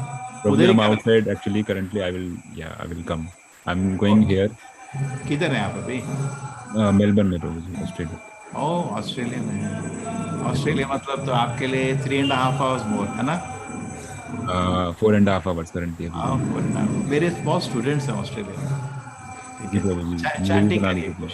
Yeah please chanting कर रहे हैं 16 माला? हाँ जी प्रभु जी, 16 माला। मैं जाता हूँ यहाँ पे टेंपल में भी। जी ओके गुड। आप भक्ति शास्त्री ज्वाइन नहीं किया अभी तक? प्रभु जी वही पूछना था मुझे, क्योंकि भक्ति शास्त्री मुझे ज्वाइन करना है, क्योंकि कभी कभी क्या होता है कि मोस्टली क्लासेस जो यहाँ पे जो इंडिया से होती हैं वहाँ पे, तो वो रात को 7-8 बजे होते हैं, तो यहाँ पे लेट हो जाता है। नहीं नहीं नहीं नहीं, भक्ति शास्त्री के बहुत बैच खुल रहे हैं अभी, ठीक है। हाँ जी, तो आप मेरे को एक मेल डाल देंगे, मैं हाँ आपको जी, ना क्योंकि कुछ भक्ति शास्त्री की क्लासेस हम लोग अलग टाइम में भी डालेंगे, ठीक है। हाँ जी, हाँ तो जी, हाँ जी। आपको हो सकता है, ये मेरा मेल है प्रभु जी। आपका मेल है प्रभु जी मेरे पास। ठीक है, आप वो उसमें पहले मैंने डाली थी। हाँ अभी जी, बहुत मैं सारे मेल बैच डाल शुरू कर रहे हैं, करीब 1000 लोग हमको लिखे हैं, उनको भक्ति शास्त्री ज्वाइन करना 1000। हाँ तो जी, हाँ जी, ग्रुप्स बना रहे हैं हम लोग, टीचर्स भी हम लोग क्या ना मतलब हरी में नहीं कर रहे, टीचर्स को ट्रेन करके डाल रहे हैं ताकि class should be of good quality, है ना। हाँ So, जी, हाँ जी। मैंने ऐश्वर्या माता का ओरिएंटेशन भी देखा था यूट्यूब पे, उसके बाद से very फिर nice. मुझे लगा कि हाँ मुझे मिस नहीं करना है। आपको इंग्लिश चलता है क्या? हाँ जी प्रभु जी, इंग्लिश हिंदी किसमें भी चलेगा, so I am okay with everything. हाँ जी, बस वो टाइमिंग थोड़ा सा ये है कि टाइमिंग आपको एक सुबह का बैच है, सुबह का इंडिया टाइम सुबह का। हिंदी में 3 बैच है, एक सुबह दोपहर एक रात को। हाँ जी, तो वो तो कोई भी चल चलेगा रहा है। प्रभु जी। सुबह दोपहर वाले में से कोई भी चलेगा इंडिया सुबह टाइम। और ये वो क्या है, आप मेरे को हाँ मेल लिखो, मैं आपको कांटेक्ट, ऐश्वर्या माता जी इंचार्ज हैं एक्चुअली, वो हाँ आपको जी, हिंदी इंग्लिश में सारा उनका कांटेक्ट है आपके पास? नहीं प्रभु जी, उनका मैं कोशिश करी थी ग्रुप में से मिलने की, पर वो मिला नहीं मुझे उनका ना, ऐश्वर्या माता जी का। मैं दे देता हूँ आपको, ठीक है। हाँ जी,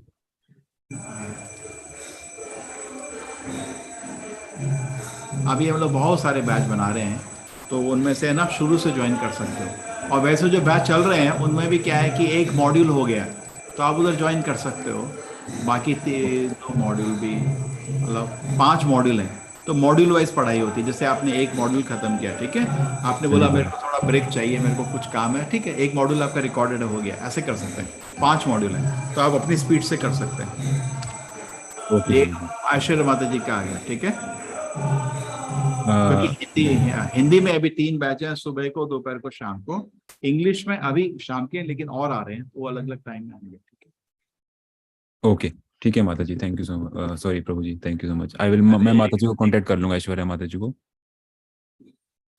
वेरी गुड। वो ले रही हैं अभी इंग्लिश में बैचेस शुरू कर रही हैं, 2 बैच, उनको बोलो। हाँ जी, अगर वो दिन में या सुबह ले रही हैं तो हाँ मैं डेफिनेटली आप रिक्वेस्ट करो। हाँ जी, थैंक यू प्रभु जी, हरे कृष्णा। ठीक है, हरे कृष्णा हरे कृष्णा। हरे कृष्णा। मैं भी लेना चाहता हूँ लेकिन ना मंदिर के चक्कर में मैं नहीं कमिटमेंट नहीं दे पा रहा, क्योंकि आई कम एज गेस्ट, बीच में आता हूँ थोड़ा, आई स्पीक समथिंग, ठीक है प्रभु जी। हाँ, बीच बीच में okay. हमारा एक बैच है वो संडे को चल रहा है 10 बजे। हाँ जी, हाँ जी, वो कैसा होता है? आप बीच में आके एक मोटिवेशन देते रहिए तो फिर अच्छा है हमारे। नहीं, आपको 10 बजे का बैच कैसे चलता है? 10 बजे भी चलेगा प्रभु जी। हाँ जी, तो आप उसको उसमें क्या कहोगे ना, गीता हो गया है, ठीक हाँ है। जी, तो ये 3 किताब जा रही है, वो 3 किताब हमारे साथ ज्वाइन हो जाइए, उसके बाद आप गीता के लिए किसी में, आप समझे ना, 5 मॉड्यूल है, अभी लास्ट 2 मॉड्यूल हो रहे हैं उधर, आप उधर शुरू कर सकते हैं, समझे आप उस प्रभु जी। वैसे मैंने लेवल 1 तो लेवल 2 तो कर ही लिया है गीता में। नहीं लेवल 3 भी कर रहा हूँ। मॉडल की बात नहीं, वो लेवल्स है, ये मॉडल है। भक्ति शास्त्री में 5 मॉडल है, गीता को 3 पार्ट में किया है, वो ना फर्स्ट 6, मिडिल 6, और ये जो बाकी 2 किताबें है ना, नेक्टर डिवोशन, नेक्टर इंस्ट्रक्शन, उसको 2 मॉड्यूल बनाए, तो 5 हमारे उसमें 3 मॉड्यूल हो गए, 2 लास्ट 2 मॉड्यूल होंगे अभी, तो आप उसमें भी ज्वाइन करो, अच्छा ग्रुप होगा, तो very nice group, that is on Sunday 10 o'clock। Okay okay, ठीक है प्रभु जी। कुछ भी नहीं हुआ तो आप उधर ज्वाइन कर देना, तो कि ये किताबें बहुत अच्छी, ये किताबें पढ़ लो हमारे ग्रुप के साथ, तब तक तो ग्रुप बढ़ते रहेंगे हमारे भक्ति शास्त्री के, ठीक है। नहीं तो आपको अगर गीता से शुरू करना है तो ऐश्वर्या से पता कर लो, बट उसका अभी शुरू होने वाला है हमारा। पिछले हफ्ते हमने इंट्रोडक्शन दिया था। हाँ, वो मैंने लिया था इंट्रोडक्शन, देखा था आपने? मैंने यूट्यूब पे नेक्टर डिवोशन का इंट्रोडक्शन हुआ। अच्छा, मैंने ओरिएंटेशन वाला किया था माता जी का, ऐश्वर्या माता जी ओरिएंटेशन का था, ठीक है, वेरी नाइस प्रभु जी। हमारी इच्छा है कि सब भक्त जुड़े रहे हैं, नॉट ओनली दैट, हम चाहते हैं आप भी पढ़ाएं कुछ टाइम बाद भक्ति शास्त्री को। हाँ जी प्रभु जी, बिल्कुल। पहले मिसेस भी जपा कर रही है, मिसेस जपा करती है? नहीं प्रभु जी, मैं मैरिड नहीं हूँ, तो अभी सिंगल हूँ। हाँ जी, आ जाओ भाई, ब्रह्मचारी की बहुत शॉर्टेज। मैंने पूछा था प्रभु जी आपसे, पर एक बार हाँ आपका मेल भी आया था। सीधा आ जाओ, कुछ सोचने की जरूरत नहीं। थैंक यू प्रभु जी, हरे कृष्ण। बहुत लोग अगर ऑफलाइन ऑनलाइन काम हो तो बहुत लोग यहीं रह के काम कर लेते हैं कुछ टाइम। हाँ जी, हाँ जी, मेरा भी ये ऑफलाइन हो जाता है प्रभु जी वैसे तो। ऑफलाइन काम है, ऑनलाइन नहीं है ना? नहीं है, मैं भी आईटी में ही हूँ प्रभु जी। आईटी में ही है तो ऑनलाइन में नहीं चलता क्या? बैंगलोर ऑनलाइन में आके चलता है, हाँ मतलब, हाँ सॉरी, ऑनलाइन चलता है मेरा। तो आप यहाँ आके आराम से अपना काम कर सकते हैं। और देखो कितना सुंदर कीर्तन हो रहा है हाँ मंदिर जी, में। हाँ जी। तो बिल्कुल क्या प्रभु होता है जी। ना, लोग नहीं। समाज को भी सडन झटका अच्छा नहीं लगता, ठीक है ना? और आपको भी स्टेप बाय स्टेप बेटर रहता है ना? हाँ और जी, हाँ जी, मैंगलोर आपका ऑस्ट्रेलिया के जैसा नहीं है, इट इज वेरी चीप, है ना, कंपेयर टू दैट। हाँ जी, हाँ जी, आराम से आपके काम, अभी तो आप मंदिर में ही रह सकते हैं, नो प्रॉब्लम। एंड देन आप हाँ सेवा कर सकते हैं, अपना उसमें लगे रहना। देन स्लोली स्लोली आपको लगा, अरे इसमें तो यहाँ तो इतना काम है, ठीक है ना? You can Yes, slowly make it practical. Sure प्रभु जी, डेफिनेटली आई विल कम प्रभु जी। Thank you so much. Hare Krishna. हरे कृष्णा, हरे कृष्णा। हरे ठीक है, कृष्णा, हरे कृष्णा। हरे कृष्णा एवरीबॉडी।